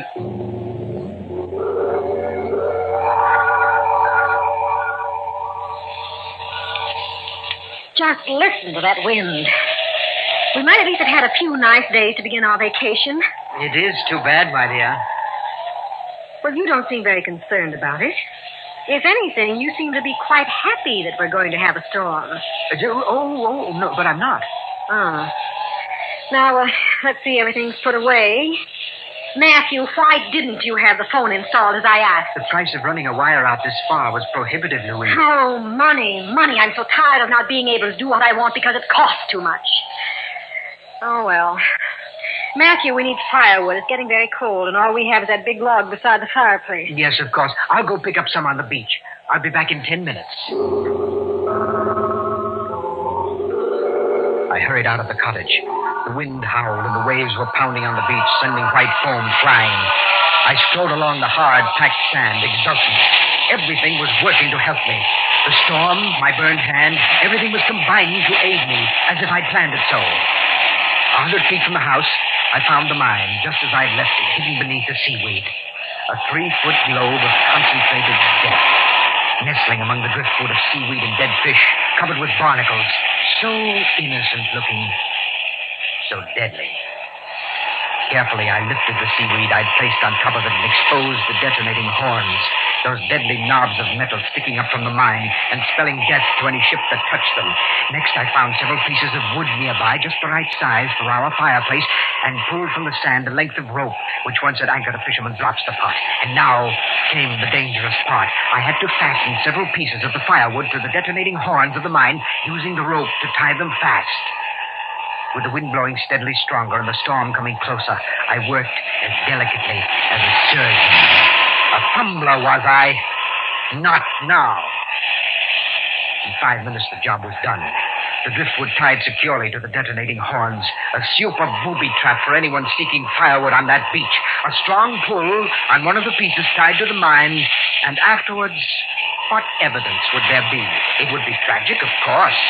But really no one's fault if Louise stumbled into a mine while walking on the beach. I'd mourn for a while, and then married dear, sweet, adoring Ruth. I was finished. I put seaweed back to cover the mine, leaving the driftwood on top, where it'd be easy to see and pick up. And then I hurried back to the cottage, and my heart was pounding in my chest with a noise like the thunder of the waves as I flung the door open and entered. Well, Matthew, where's the firewood? I'm sorry, Louise. It hurt my burned hand. I couldn't carry anything back. I might have known it. You can't even bring in firewood, you fumbler. Well, I did gather some. I left it on top of a pile of seaweed down the beach, but I couldn't bring it any further. Now, I suppose I have to go get it. Well, I'll help you, but I can't pick the sticks up alone. Oh, no, Matthew. You stay here and get the fire started. Maybe you can chop some splinters off that log, even if you can use only one hand. Of course. I'll have a fine fire going when you get back. I can handle the axe with one hand. You see? Matthew. Huh? You're acting rather oddly. Your face is flushed. I wonder if you could be getting a fever. I don't think so. Well, then on top of everything else, I'd have to nurse you. I'm perfectly all right, Louise. And I'll have this log chopped by the time you get back. What have you done? The axe slipped. I cut my leg. Help me to the chair. Take my arm. Here. Now sit down. There. Now, let's see. Oh, my Louise. Look at all the blood. It's a deep cut, I can tell you. Oh, sit still, Matthew. I can't tell a thing with you squirming so. Oh, Now, let me... It's bleeding so.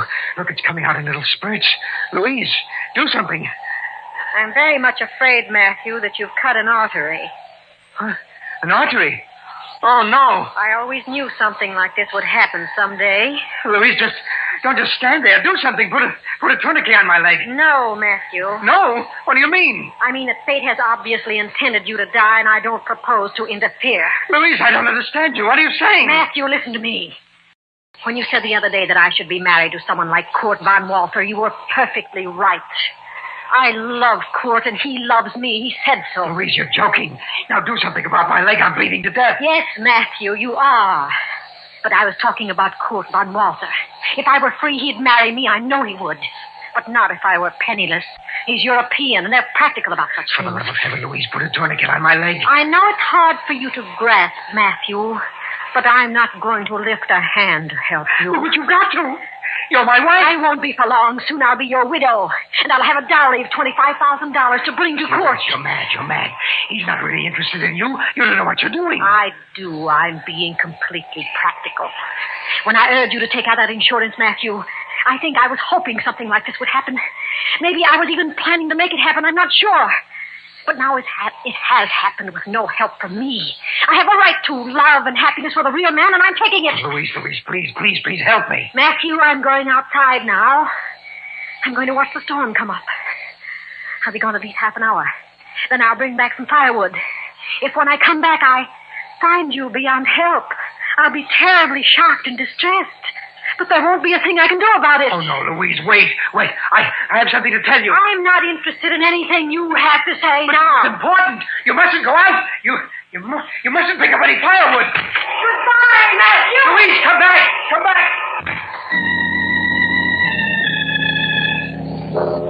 That was just a half an hour ago. Louise is out there on the beach now, watching the waves pound on the sand and waiting. And I'm sitting here getting weaker. I tried to put a tourniquet on my leg, but it only slowed the bleeding. It didn't stop it. I never was good at first aid. I never was good at anything. Just a fumbler all my life. Too late now to help me. In a few moments, Louise will start back. She'll pick up some firewood on the beach.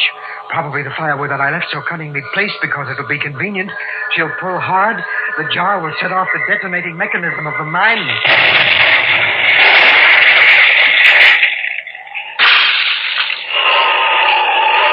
Yeah. That is the explosion and broke the window of the cottage. My scheme worked. It worked. So I'm not such a complete fool after all. But I'm getting weaker. I can't write anymore. I just want to say that this is my last will and testament. $25,000 from my insurance policies I leave to the Handicraft Foundation for Boys, to be used in teaching boys how to do things with their hands.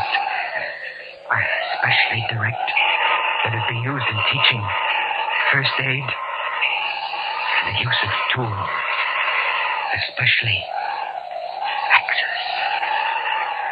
Every boy should know how to use an axe without cutting himself.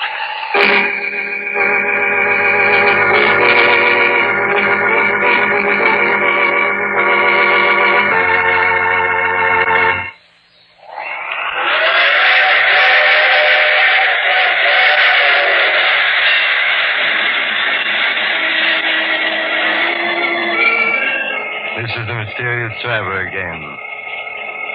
So that cottage is empty now. There's really nothing wrong with it. Just a broken window and a few shingles torn loose by the explosion of that drifting mine that washed ashore down the beach. You could fix it easily. If you'd like to know where it is, I could... Oh, you have to get off here. I'm sorry. But I'm sure we'll meet again. I take this same train every week at this time.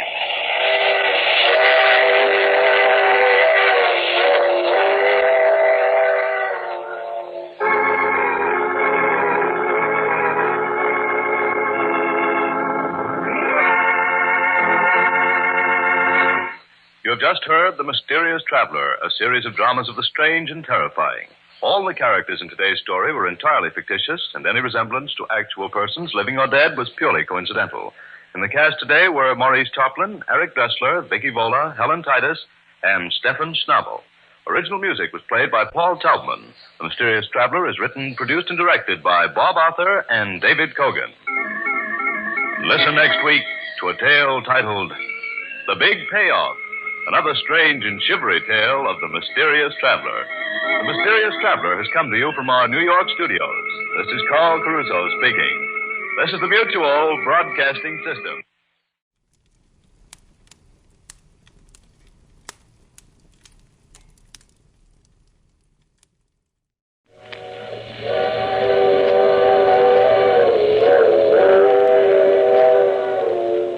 Mutual presents The Mysterious Traveler, written, produced, and directed by Bob Arthur and David Kogan.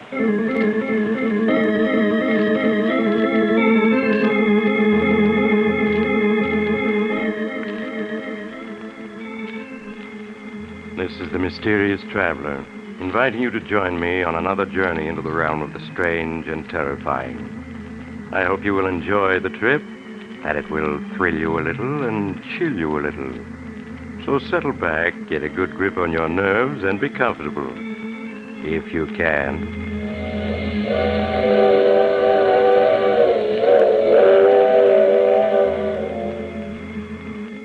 Where are we going?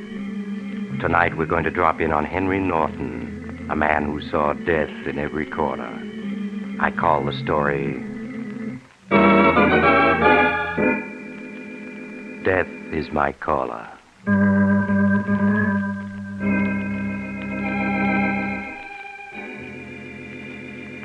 My story begins late one afternoon in the luxurious office of Henry Norton, a stockbroker. Norton, a tall, dapper man in his 40s, is in the midst of signing some letters when he's called on the office communicator by his secretary. Excuse me, Mr. Norton. Yes, Miss Berry. There's a Mr. Blair to see you. Mr. Who? Charles Blair. He says you know him very well. Charlie Blair. Tell him I'm not in. I'm out of town. Tell him anything. I don't want to see him. I don't ever want to see him. He says he knows you're here, insists on talking to you. Get him out of the office. Get some of the boys to help me. If he won't leave, just... Oh, I'm sorry, Mr. Norton. He forced his way in. I'm sorry. I couldn't stop him. Oh, that's quite all right, Miss Perry. I'll see him. Hello, Henry. I thought you'd be delighted to see me. We haven't seen each other for 7 long years.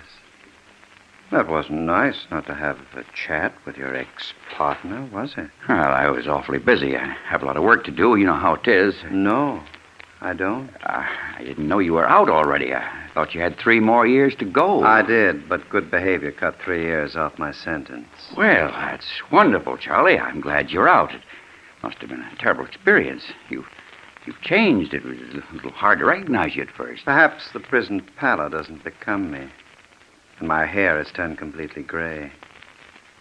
I don't look so good, do I, Henry? Not like you with a Florida tan. Well, how's Helen? My wife's dead. She's dead? Oh, why, I'm terribly sorry. What'd she die of? She died of heartbreak. Oh, poor Helen. She was always such a sensitive woman.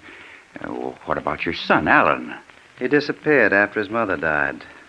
I don't know where he is. He never wrote me while I was in jail. Never forgave me for bringing ruin and suffering upon his mother. You see, he was sensitive, too. You've had a pretty hard time of it, haven't you, Charlie? Your sympathy is touching.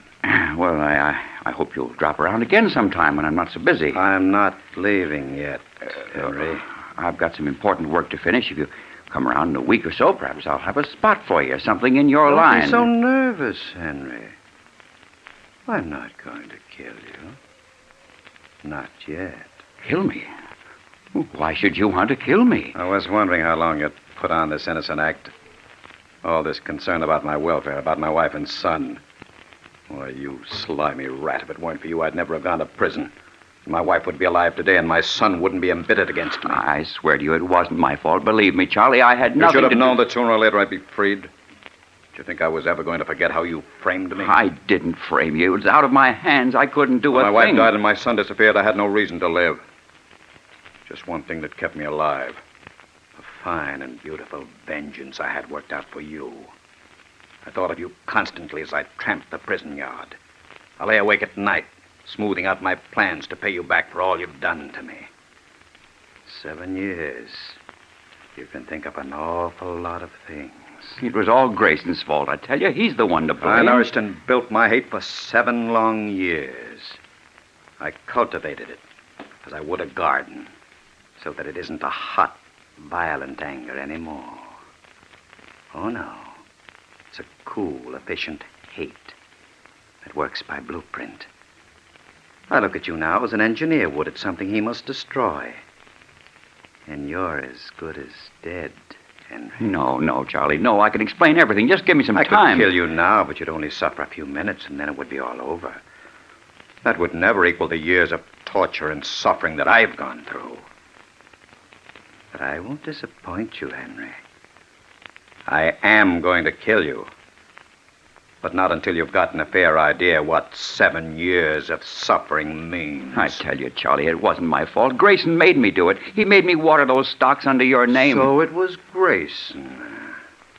Poor Grayson went to prison where he got sick and died. He framed himself, didn't he?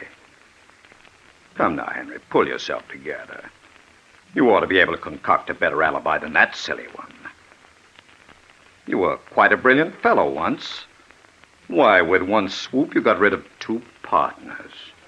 And you thrived during these 7 years while I was away. I hear you're one of the biggest brokers in the city now.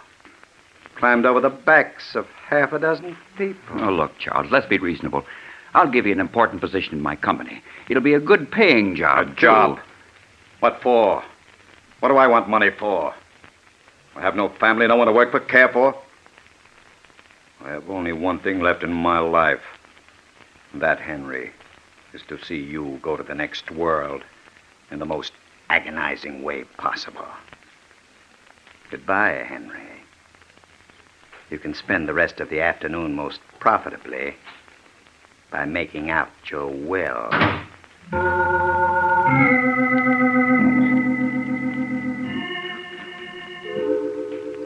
Henry Norton's cold and clammy hands were trembling as Charles Blair left his office. The impact of seeing this ghost from his past left Henry's mind in a whirl of confusion. His mind turned to flight, but that was impossible. His money, his very life was wrapped up in his business. He couldn't flee. His brain in a turmoil, unable to do any work, Henry got his hat and coat and left his office. He arrived home, badly unnerved, and retired to his study to give the problem of Charles Blair further thought. But he was interrupted. See who that is, Miss Dean. If it's Mr. Blair, don't let him in. I'm never into him, understand? Yes, Mr. Norton, I understand. How do you do, madam? Is this the Norton home? Yes, what can I do for you? I'm Mr. Madden. I'd like to see the head of the household. Just a moment, please. Who is it? He says his name is Madden. Madden? I don't know anybody by that name. Has he got gray hair? No, Mr. Norton, his hair is black. All right. All right, I'll see him. Did you want to see me, sir? Yes, sir. Are you Mr. Norton? Yes, I am. All right, boys, bring it in. I just put it down by the door for the moment, boys. That's it. Hey, what's going on here? Why are you bringing a coffin into my apartment? Who are you? Well, now, if you please, I'd like to see the body. Body? What body? What's this all about? What's this coffin doing here? We've come for the body of Henry Norton. Why, you must be crazy. I'm Henry Norton. You? I'm sorry. I must have gotten the names confused. What was your brother's name? I have no brother, and there's no body in this house. If this is some stupid joke, I don't think it's funny at all. I'm not in the habit of playing jokes, sir. I've been an established undertaker for many years.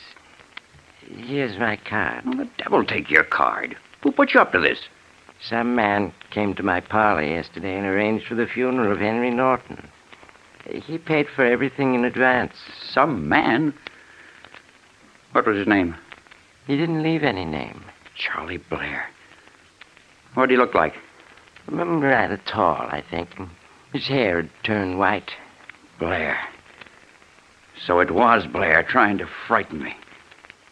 Get out. Get out of here, you stupid fools. Take that coffin back with you. I'm not used to being spoken to like that, Mr. Norton. Get out of here before I throw you out. Come on, boys. Wait a minute. Don't leave that coffin here. It's all paid for, Mr. Norton. It's yours now. Keep it. You might need it sometime.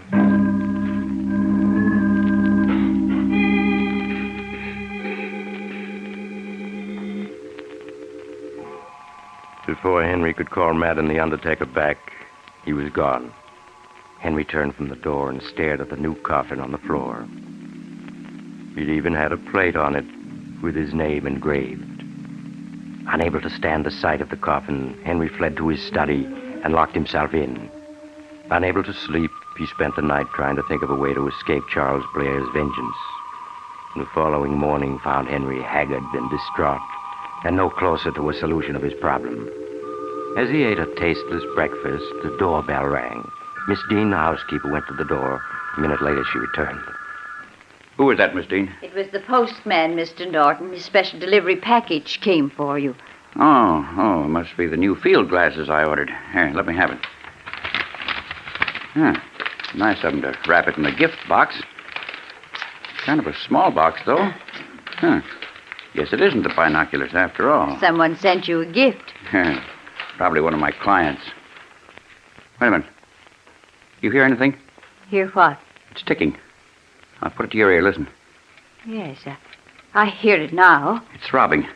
It's a time bomb. Oh. Somebody's trying to kill me. Time bomb. Oh. It'll go off any minute. Well, what are we going to do? Here, take it. Throw it away. Where? Out of the window, anyplace. No. There's people outside. Don't stand there like an idiot. Throw it out. I'll throw it in the bathtub. Hurry before we get blown to bits. Dear, I hope it doesn't explode in my hand.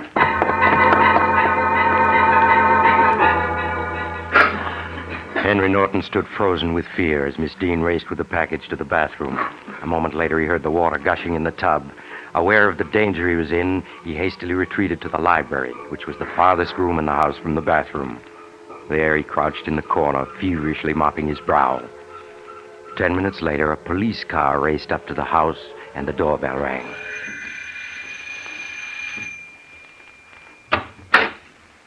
We're from the bomb and alien squad. Where's the package? It's in the bathtub. I turned the faucet on That it. won't do it, good lady.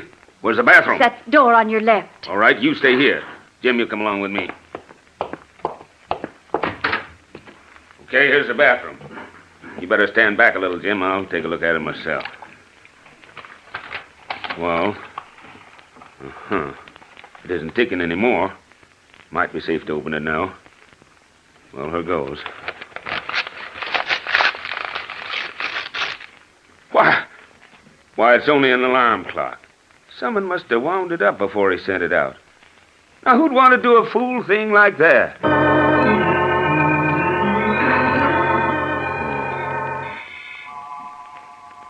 That night, Henry Norton found it hard to sleep. He tossed and turned for hours, and it seemed he had hardly closed his eyes before he awoke with a start, certain there was someone in the room. Who's there? There's somebody in this room. I know it. I'll turn the light on. Never mind the light. It's you, Charlie. What do you mean by breaking into my room in the middle of the night? Get dressed, Henry. Get dressed? What for? You and I are going somewhere. You're crazy. I'm staying right here. If you don't leave immediately, I'll call the police. You call the police, they'll find only you here. Dead. Get dressed, Henry. All right. I'm getting dressed, but you won't get away with it. Make it fast. Don't make any unnecessary noises. Remember, it's with great control I keep myself from pressing the trigger. Well, I'm coming. I've got to get my clothes on, don't I? You're not going to a dance. Just put your shoes on and get into your coat. Where are we going at this hour? Don't be impatient. You'll find out soon enough. You're not going to kill me. You'd better stop stalling. I'll get my coat. It's in the closet. Go ahead and get it. You make one suspicious move and you're a dead crook. Are you ready? Yes. Walk in front of me. We're going out through the back door.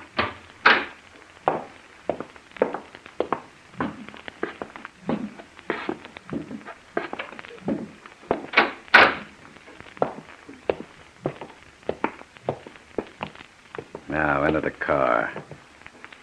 You're going to drive. You want me to drive? That's what I said, and don't plan anything. It only takes a fraction of a second to fire a gun. You'll follow my directions carefully. And drive slowly.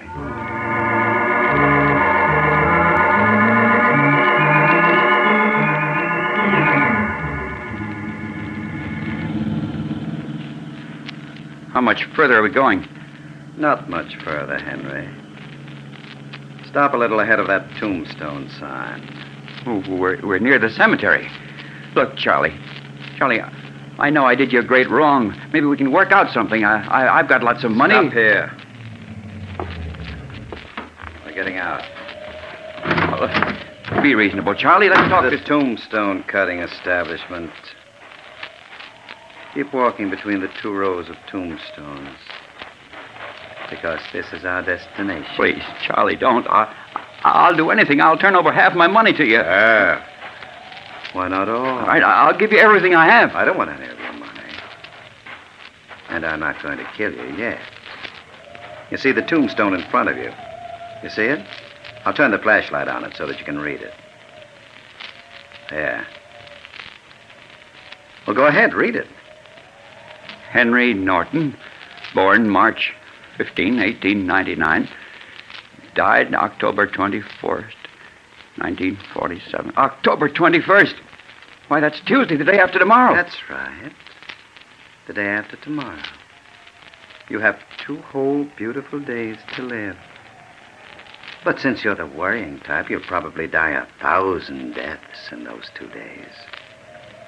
8 o'clock Tuesday night. Your infamous career will come to a sudden and violent end. You'll never get away with it. Nobody can get away with murder. You're right. That's why you're going to die in 2 days. I suggest that about 5 minutes to 8 you crawl into the coffin I sent you. It'll save time. Funerals are so disagreeable. The sooner you get it over with, the better. You're inhuman, Charlie. Am I? Then you don't accept my generous offer? You prefer to be put out of your misery right now? No, not now. Why, you're shivering, Henry. Better button up your coat. You're liable to catch cold. Imagine dying in the midst of a sneeze. Well, shall we go? Or would you rather look around at some of the other tombstones? being so rich, you might prefer marble instead of granite. No, I want to go back Perhaps home. you'd like to look over the nice cemetery I picked for you. It's just the other side of this yard. I'm sure you'd like to see where you're going to be buried. No, I wouldn't. I wouldn't like to see anything. Not even curious. Well, it doesn't really matter. Doesn't make any difference where you're buried after you're dead. Please, let me go home. I can't stand any more. Please, let me go. Come now, Henry. You mustn't go to pieces. Why, you're trembling all over. Well, you're due for a nervous breakdown. You must be very tired.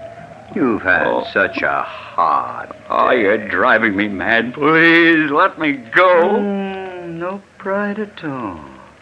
You ought to meet your fate with defiance instead of oozing out like a blob of melted jelly. All right. Come on. We'll go back to the car. You can return home and go back to bed now, if you think you can sleep.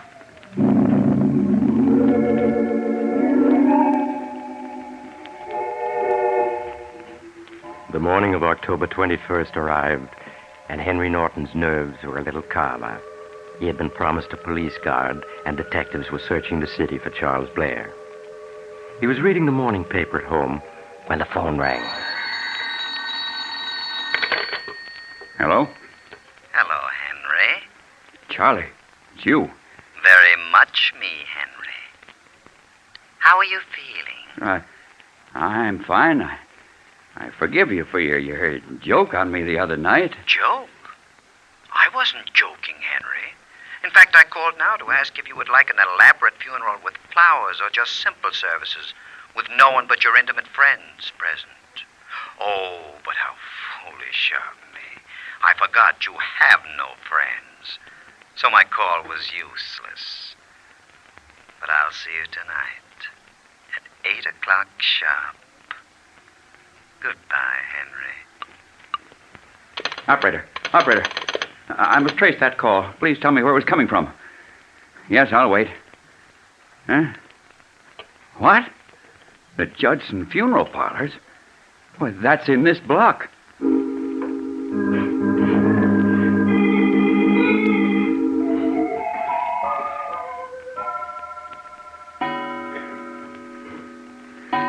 O'clock. My head's splitting. Are there any aspirins in the house, Miss Dean? Yes, they're in the medicine cabinet. Shall I get them for you? No, never mind. I'll get them myself. Tonight I'm supposed to die at 8 o'clock. That's fantastic. Blair can't carry out his plan. Not if I had police protection. I have nothing to be afraid of. Nothing. Here are the aspirins. I'll take a couple of them. Oh, my head's splitting. No, maybe they're poison. That's right. They do look too large for aspirins. They are poison. Got to be on my guard. Death may come in 100 different ways. Got to be on my toes. Oh, my headache. That's nothing. I won't take any aspirins. Dinner's ready, Mr. Norton. I'm not hungry. Oh, but you must eat. You haven't eaten all day. How about a little broth? It'll warm you up. All right, yes, I do feel cold. Can't seem to get warmed Well, I'll up. get it for you. Why, she's so anxious for me to eat. She doesn't like me. She never showed any concern about me before. Here it is, Mr. Norton. Would you like some croutons with it? No, nothing else. Something's wrong. This broth, it has a peculiar bitter taste. Just some spice I put in. You're lying, Miss Dean. Lying? Why should I be lying? You're trying to poison me. Blair's put you up to this, but I'm too smart for the both of you. He'll never get me that way. You're crazy, Mr. Norton. I've put up with plenty from you, but I've had enough. I'm leaving. You're a hard, mean man. I wanted to tell you that for a long time, and if anybody wants to poison you, he must have good reasons. Get out, you Borgia. I'm going. You can get yourself a new housekeeper. Good riddance, you tried to poison me. Good thing I didn't swallow it. Huh? Who's there? It's the police. Oh, just a second. Police. Oh, it's about time you got here. You're Henry Norton? Yes, of course I am. Come in. I'm Officer Gibson, Mr. Norton. I was sent to act as your bodyguard. I was told someone's trying to kill you. Yes, 8 o'clock tonight. You don't say. Even told you the exact time. What precinct did you say you came from? I didn't say. But I'm from the 16th precinct. Huh? Who's your captain? Captain Donovan, Tom Donovan. Say, what's all this about? I just want to make sure you're a real policeman. What do I look like, a fireman? I've just got to make sure. You got any credentials? Why, of course I have. Here's my identification card, and here's my badge. I guess you're okay. I've got to be careful. Blair's promised to kill me at exactly 8 o'clock tonight. He's capable of any trick. Well, you don't have to worry, Mr. Norton. The chances are that he's just trying to frighten you. But if he's serious, he won't get very far. You don't know him. He's an inhuman fiend. Well, I'll take care of him if he comes. Say, you don't speak like a policeman. Your English is too good. You were sent here by Charlie Blair. You're a fake. I happen to be a college man who became a policeman. Nothing strange about that, is there? Why don't you call the precinct and make sure? I will. I'll call him right away. Hello, operator. Give me the 16th Police Precinct station. Hello, 16th Precinct? This is Henry Norton. Did you send an officer named Gibson to my house? Oh, you did? I just wanted to make sure. Thank you. Sorry, you can't be too careful. Well, that's okay. I understand how you feel.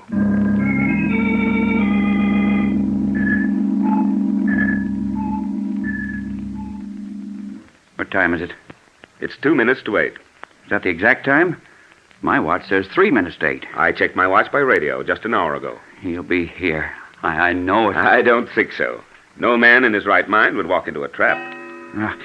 It's 8 o'clock. Your hall clock is off about a minute. Well, say, you're shaking like a leaf. Well, I'm frightened. He certainly put a scare into you. But what was that noise? I didn't hear anything. I'm sure I heard something move. Oh, it's just your imagination. Oh, what time is it? Just 8 o'clock. As a matter of fact, it's a few seconds after 8. There he is. There he is. It's him. He's come. Stay right here. I'll answer it. Don't leave me. No, you stay here.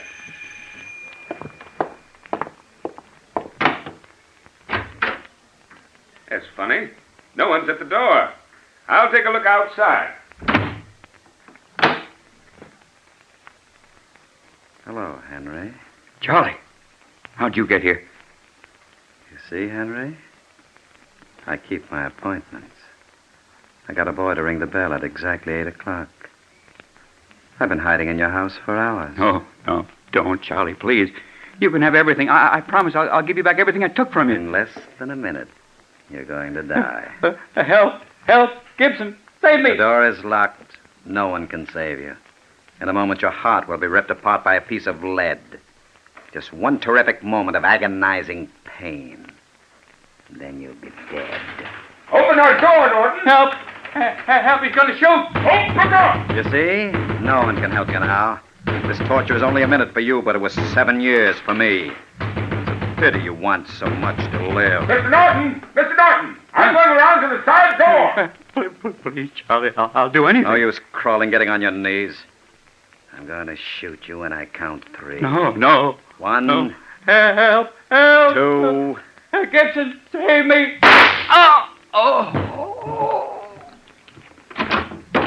What's going on here? Why did you lock me out? And just who are you? I was playing a joke on my friend. A joke? You just shot him. Hand over your gun. Yeah. But I didn't really shoot him. You can see for yourself. I just fired a blank. Huh? That's why Norton is lying on the floor? He's just fainted. We'll see. Keep your hands up. He wasn't shot. There's no wound. Not a drop of blood anywhere. That's right. I only meant to scare him. He's in a deep faint. We had better call the doctor. So, you only meant to scare him. Well, Norton's dead. You frightened him to death.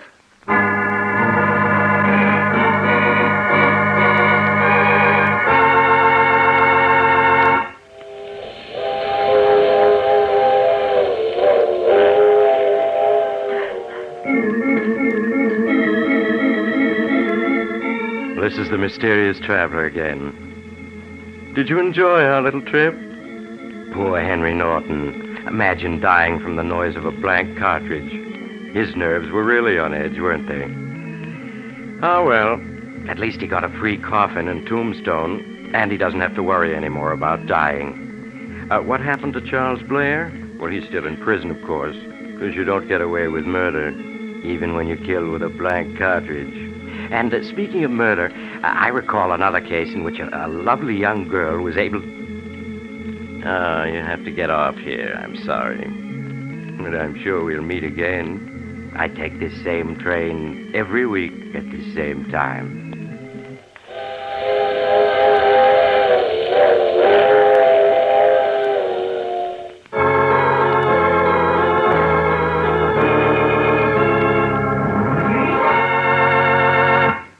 You have heard The Mysterious Traveler, a series of dramas of the strange and terrifying.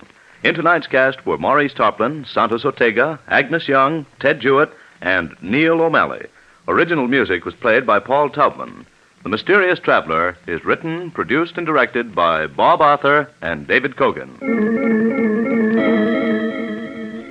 Listen next week to a tale titled Invitation to Death. Another strange and terrifying tale of the Mysterious Traveler. This program came from New York. Another program of tense and dramatic action follows in just a minute. Stay tuned to the station for Official Detective. Carl Caruso speaking. This is the Mutual Broadcasting System.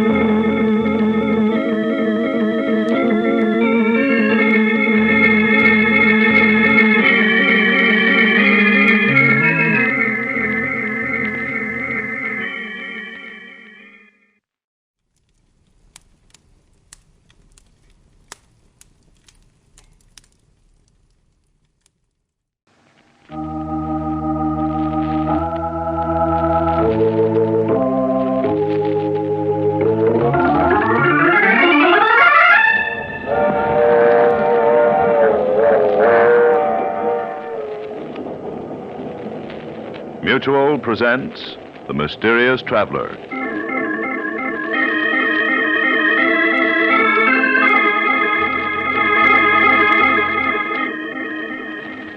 This is The Mysterious Traveler, inviting you to join me on another journey into the realm of the strange and terrifying. I hope you will enjoy the trip, that it will thrill you a little and chill you a little. So settle back, get a good grip on your nerves, and be comfortable, if you can, as you hear the story I call The Man Who Died Twice.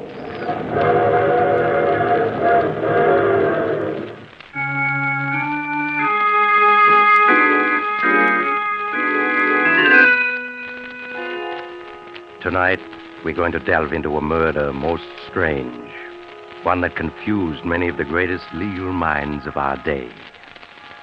My story begins in the mansion of Judge Marshall, situated high on a hill overlooking a large New England city.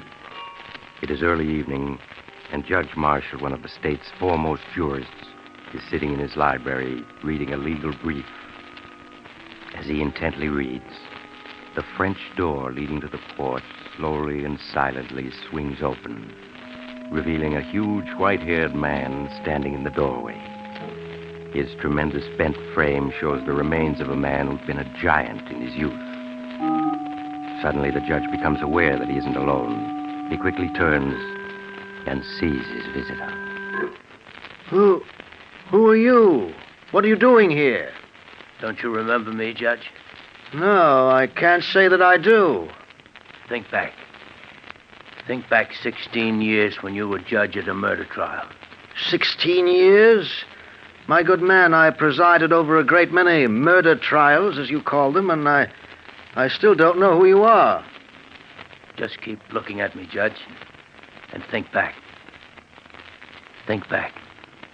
You do look familiar. I'll help you remember. My name is Adams. Luke Adams. Luke Adams? Yes, now I remember. I sentenced you to prison for 25 years for killing a man. Yeah, for killing a man. You've aged, so that's why I didn't recognize you. Yes. It's hard to believe I'm only 45, isn't it? I presume you've been paroled? Yes. What do you want? I want to tell you my story, Judge. I want to tell you all the things I never got a chance to tell you at my trial. As far as I'm concerned, Mr. Adams, the case is closed. Now, if you don't mind, Then we'll reopen it. I've come to tell you my story, and you're going to listen. Very well, Mr. Adams. Sit down. Thank you. I don't know if you recall, Judge, but my wife, Millie, was a beautiful woman. Yes, I remember. She had the kind of beauty a man can't forget. Yes. Yes, and I suppose that's what caused it all. Millie and I grew up together, and I guess I loved her from the moment we met. The only reason she married me was because of the money I'd inherited. And when I lost it in 29, things were never the same again between us. She hated living in a small village, trying to stretch $1 into $2. Sometimes I think her smiling at other men was her way of getting revenge on me for the way we had to live. The angrier I got, the more she flirted, till she almost drove me out of my mind. Things went on like that, day after day, month after month.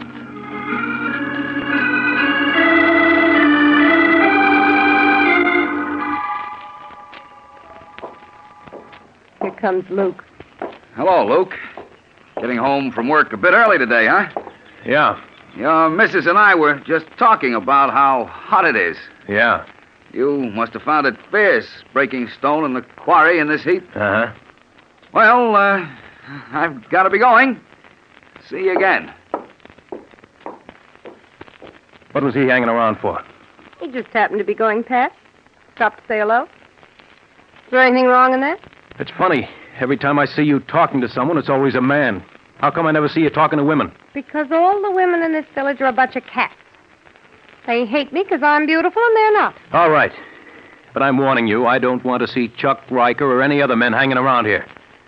If I do, there's going to be trouble.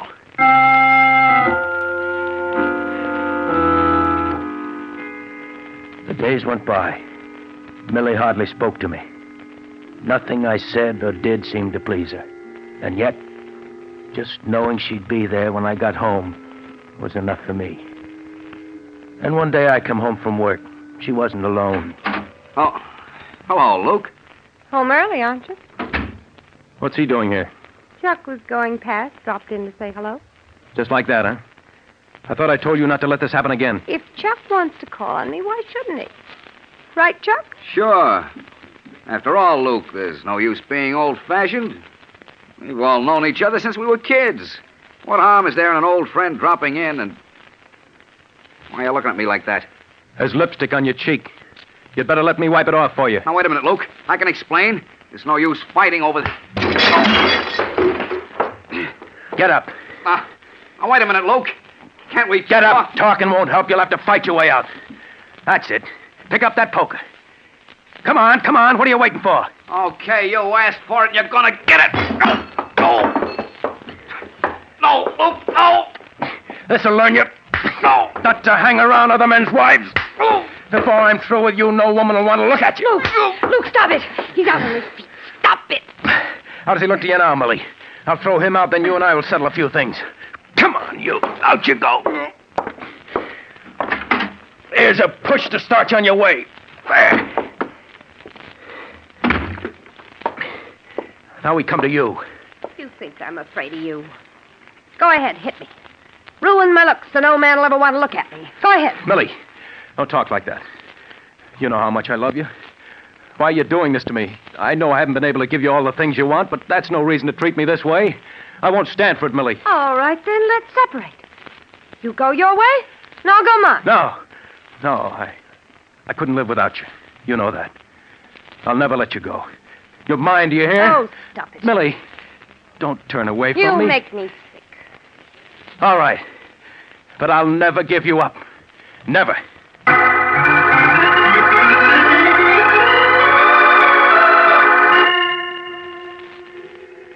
Millie just stood there looking at me, contempt in her eyes. I knew we were through, and yet I couldn't give her up. I clung to the small hope that something would happen that would change her, make her feel toward me as I felt about her.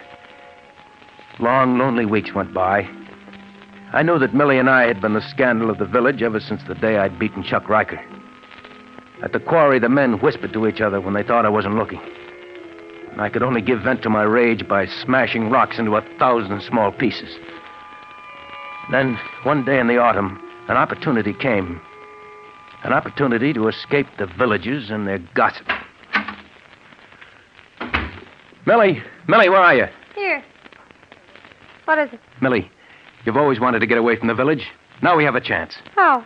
Well, I met Mr. Anderson this morning. You remember him. He's an old friend of my father's. What about it? Well, he owns a small farm which he's willing to sell for only $300 down. You mean you want to buy it? Yeah. Just think of it, Millie. A place of our own, 20 miles out in the country, away from the village and the gossip. Do you really think I'd move to a farm?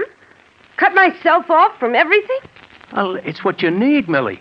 A home of your own, a place to work and build. You'd love it, Millie. I know you would. You mean you would?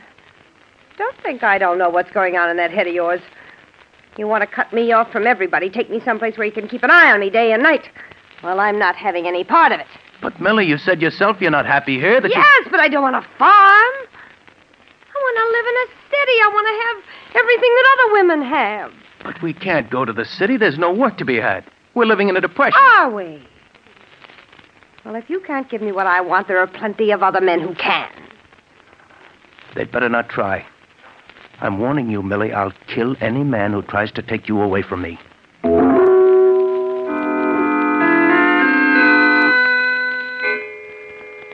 Weeks went by. Weeks in which Millie scarcely spoke to me. We lived as strangers in an uneasy truce. I worked from dawn to twilight at the quarry, and as I worked, I could sense the men gossiping about Millie and myself. I would think of Millie and wonder what she was doing at that very moment.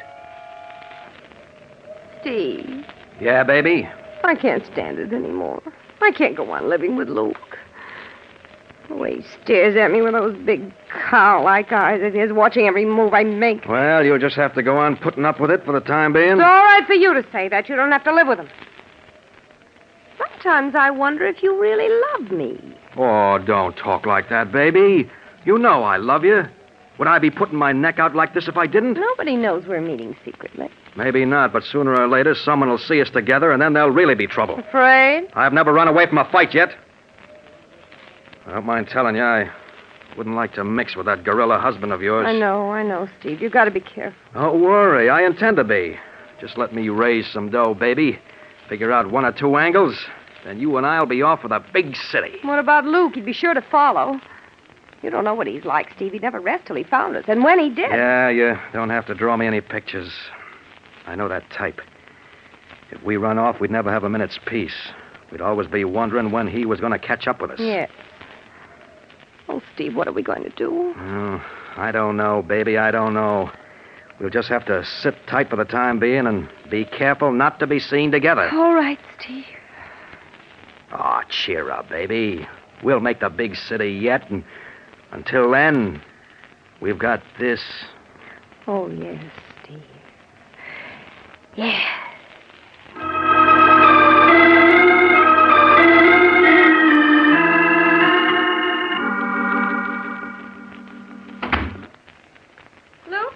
That you? Yeah, Millie. You want me? Yes. I've moved all your things up to the attic. I want you to sleep there from now on. Why? Because you keep me awake half the night with your tossing and turning, and you talk in your sleep. I talk in my sleep. What do I say? You keep yelling my names if I was murdering you or something. Oh, Millie. You'll be all right in the attic. Yes, Millie. Millie, can I talk to you for a minute? What is it? I saw Mr. Anderson again today. Millie, he says he's willing to let us live free for a year on his farm so we can see how we like it. And if we do, we can buy it. I told you before I'm not going to live on any farm. But, Millie, why can't we just try it? It won't cost us anything. If we don't like it, we can give it up. No, I tell you, I won't let myself be trapped like that. You're perfectly willing to take a chance on farming, but you won't consider going to the city. But there are 15 million men out of work. What chance would I have of getting a job in the city? If you had an ounce of courage, you'd try. You don't hear men like Steve Hopkins whining about the Depression and trying to make excuses for staying in this miserable hole. Steve Hopkins, huh? So that's it. You've been seeing Steve Hopkins? No, I haven't been seeing. You're wrong, Luke. You're lying. It's written all over your face.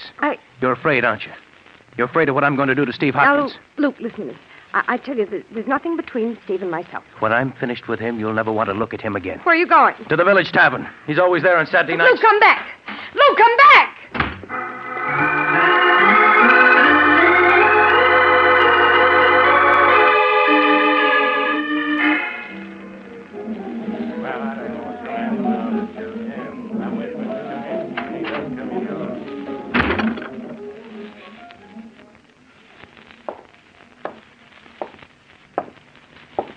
Hopkins, I want to talk to you. Well, go ahead, Luke. No one's stopping you. You've been making a play for my wife, and I don't like it. You're either drunk or looking for a fight. I haven't spoken to your wife in a year. You're lying. I know you've been seeing her these past weeks while I've been working. You better take it easy, Luke. You're getting to the point where you're suspicious of every man in the village. Don't try to smooth talk me. I know you've been seeing her, and if you try seeing her again, I'll kill you. You don't frighten me, Luke. And if I wanted to see your wife, not you or anyone else could stop me. Oh, no? I'll show you. Grab it, boys. Grab it. That's it. Let go of me. Let go of me. Hold on, then, boys. Now, Luke, as sheriff of this village, I'd advise you to take it easy. I'll kill him. I'll kill him. I don't like that kind of talk. Now, mind your manners. You'll spend a night in a lockup. No man's going to make a fool out of me and live. Now, get hold of yourself. If Steve was seeing your wife, it'd be common gossip in no time. You know that. He may have fooled you folks, Sheriff, but I know better. You can protect him here, but just wait until I catch him alone. Just wait.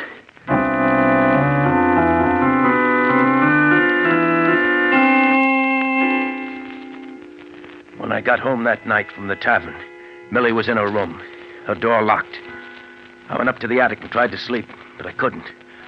I kept seeing Steve Hopkins' face, the way he had smiled at me in the tavern. He might have fooled the others, but I knew. And he knew that I did. Hours later, I managed to fall asleep. I dreamt that I was alone with Steve and we were fighting. He kept hitting me, but I couldn't feel his punches. All I could feel was my fist smashing again and again into his laughing face. I woke to hear church bells ringing. It was Sunday morning. All that day, except for meals, Millie avoided me. After supper, she went to her room, and I went down to my workshop in the cellar. The next morning, when I arrived at the quarry, the men were standing around in small groups, talking to each other. They stopped when they saw me. Then from one of the groups, I saw Sheriff Roden coming towards me. Luke, I want to talk to you. What about? A number of things. Is your sledgehammer? Why, sure. That's my initials on the handle. Why is it all wrapped up in paper? I'll ask the questions, Luke. Where were you last night around 11 o'clock? 11 o'clock? In my workshop in the basement. Why? Anybody with you? Well, no, I was alone. Luke, you're under arrest. Under arrest? What for? For the murder of Steve Hopkins. For the murder of Steve Hopkins? Yes. His body was found in his cabin an hour ago. He'd been brutally beaten to death last night around 11. With this sledgehammer. It was found at the scene of the crime. You mean you think I did it? It sure looks that way. Let's go, Luke. No. No, I won't. I didn't kill Steve Hopkins. You'll get your chance to prove you didn't. Now, let's go. No. I didn't do it. I tell you, I'm innocent. Grab him, man. Let go of me. That's it. Come on. Hold him while I get these cuffs on him. I didn't do it. I tell you, I didn't do it.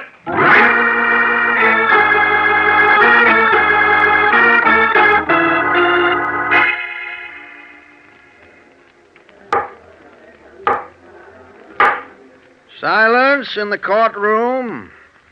Proceed, Mr. King. Sheriff, will you tell the jury in your own words the time and circumstances under which you were notified of the death of Stephen Hopkins? On October 12th of last year, I received a phone call at 7 o'clock a.m. from Sam Morris. Said that he'd just stopped by at Steve Hopkins' cabin to pick him up for work and had found him murdered.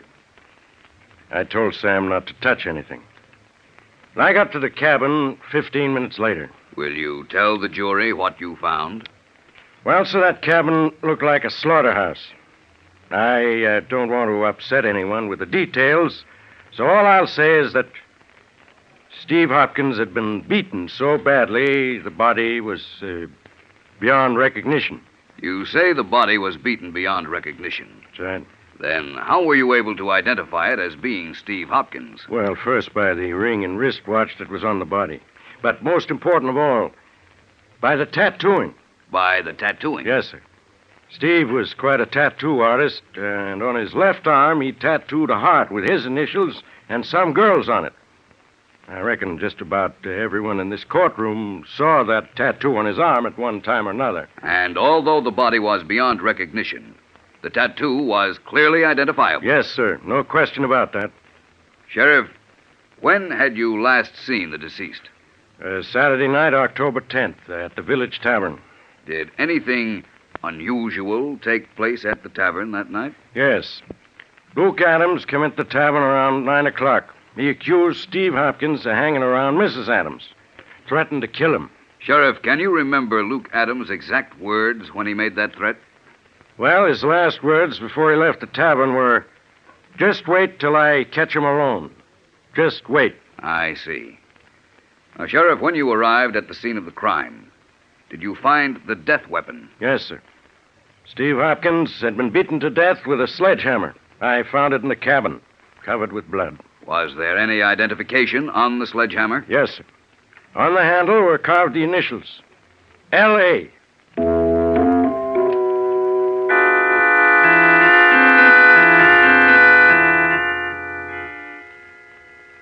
Now, Mrs. Adams, you say there was no justification whatsoever for your husband's suspicions. No, none at all. In other words, he was mistaken when he accused Steve Hopkins of forcing his attentions on you. Yes, he was. I see. Now, your husband has testified that on the night of the murder, he was working in the cellar of your home. Where were you that night, Mrs. Adams? Upstairs in my room? Did you see your husband at all that night? No, I didn't. Would it have been possible for him to have left the cellar that night without your knowing about it? Yes, it certainly would.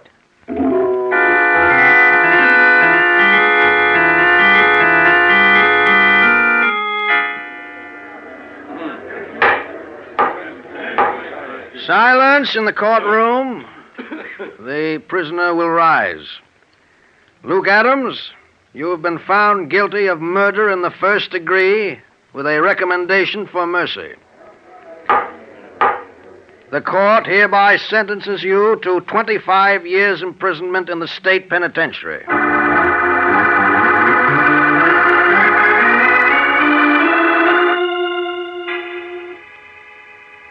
25 years imprisonment. Yes, Judge, that was your sentence. The towering iron gates of the penitentiary closed behind me, and I no longer had a name, only a number. A year after I was in prison, I was informed that Millie had divorced me and disappeared. With that, my last tie with the outside world was gone. Years passed.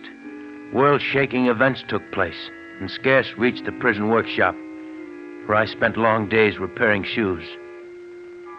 Then one day I was notified by the warden that I'd been paroled. I was free. The gates of the penitentiary opened, and once again I joined the living.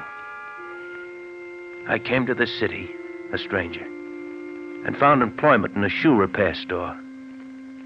Day after day, I stood by the store window repairing shoes, watching the hurrying crowds. Then late one afternoon, I saw a woman pass.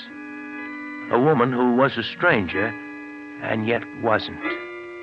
With a sudden shock, I realized that Millie had just passed. Throwing down my tools, I rushed out of the shop and down the street after her. I found her in the crowd and followed. She had hardly changed at all in the 16 years that had gone by. There were streaks of gray in her hair, but she was as beautiful as ever. I followed her block after block, and soon we were in a residential section. She turned up the path to a large cottage, unlocked the front door, and went in. A moment later, I was ringing the doorbell. Yes, what is it? Don't you recognize me? No, I'm afraid not. It's me, Millie, it's me. How dare you force your way in here like... Luke. Yeah, Millie. Luke, after all these years. But you're in prison. I was paroled 6 months ago. Well, I'm glad to hear that, Luke. You must leave now. I'm busy right now. I can't Millie, talk. who is that? Millie, who are you talking to? Who's he? Steve Hopkins. Oh, you're mistaken. The name is Reed, Robert Reed. Steve, it's Luke. Luke? You're not dead. You're not dead. The body in the cabinet wasn't yours. No. I went to prison for your murder, but you're alive. They said I killed you, but you're alive. Yes. You let them put me in prison. You framed me. Luke, you must listen to me. You framed me. No, Luke, don't. I didn't... You framed Luke, me. let go of him. Let go of him. Don't, Luke. Don't. Whose body was that they found in your cabin? A young hobo I picked up by the railroad tracks. But the tattooing on the arm. After I'd killed him with your sledgehammer, I tattooed his left arm to look exactly like mine. I put my wristwatch and ring on the body and then beat him beyond recognition. And then you ran away, leaving me to stand trial for murder. Luke, what are you going to do? What am I going to do? You remember Judge Marshall, don't you, Millie? Yes, I remember him. Well, I read in the papers a few weeks ago that the judge lives here, in a fine mansion overlooking the city. What are you getting at? Steve and I are going to visit Judge Marshall. No, Luke, no. You know what that would mean. Luke, we have some money. If you'll just forget what's happened, we'll give you money, plenty of it. Yes, well, we'll give you $10,000. 20,000. I'm not interested in money. Come on, Steve. Luke, you can't do this to me. You can't. Luke, you once loved me. For my sake, Come don't. along, Steve. No, I won't go. If they find out about that hobo, they'll hang me. I wouldn't have a chance. You'll come, Steve, one way or another, understand? Yes.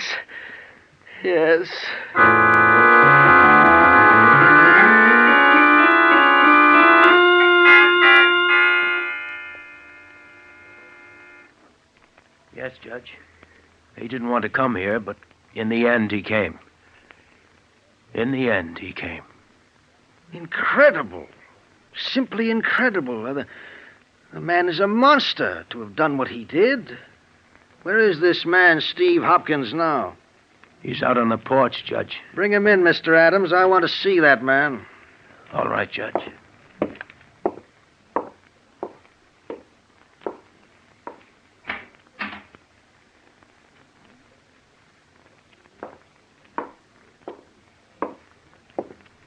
Why are you carrying him? He can't walk. Can't walk? What's wrong with him? He's dead. Here, Judge. Dead? Yes, Judge. But I understood he was alive. He was. Up until a half hour ago. You mean you... Yeah, Judge. I put my hands around his throat and squeezed. Squeezed until he was dead.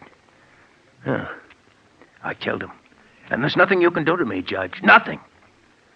Remember, you sent me to prison for killing Steve Hopkins? For 16 years, I rotted in prison. I've paid my debt to society for Steve Hopkins' death. I've paid it. There's nothing you can do to me now. Nothing.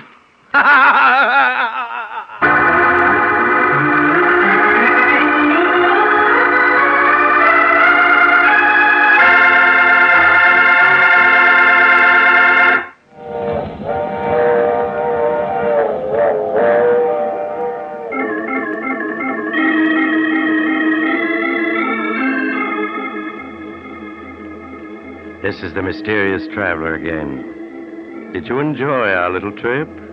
What happened to Luke Adams? Well, his case became one of the most celebrated controversies of the day. Some legal minds claimed he couldn't be sent to prison again. He'd already been punished. Other legal experts insisted he should be tried again. But in the midst of this raging controversy, poor Luke Adams died, and his case was never decided. What do you think? Should Luke Adams have been tried for murder again? Or having already served 16 years for Steve Hopkins' murder, should he have gone free? I should like to know what your verdict is. Send your letters to the Mysterious Traveler, care of Mutual Broadcasting System, New York 18, New York.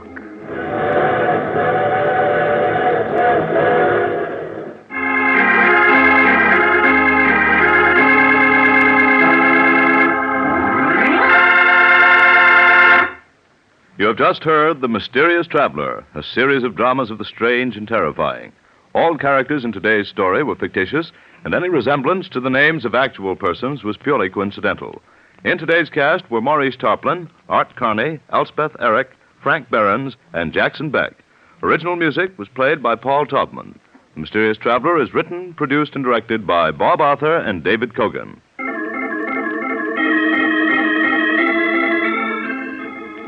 Listen next week to a tale titled The Ivory Elephant. Another strange and suspenseful tale of the mysterious traveler.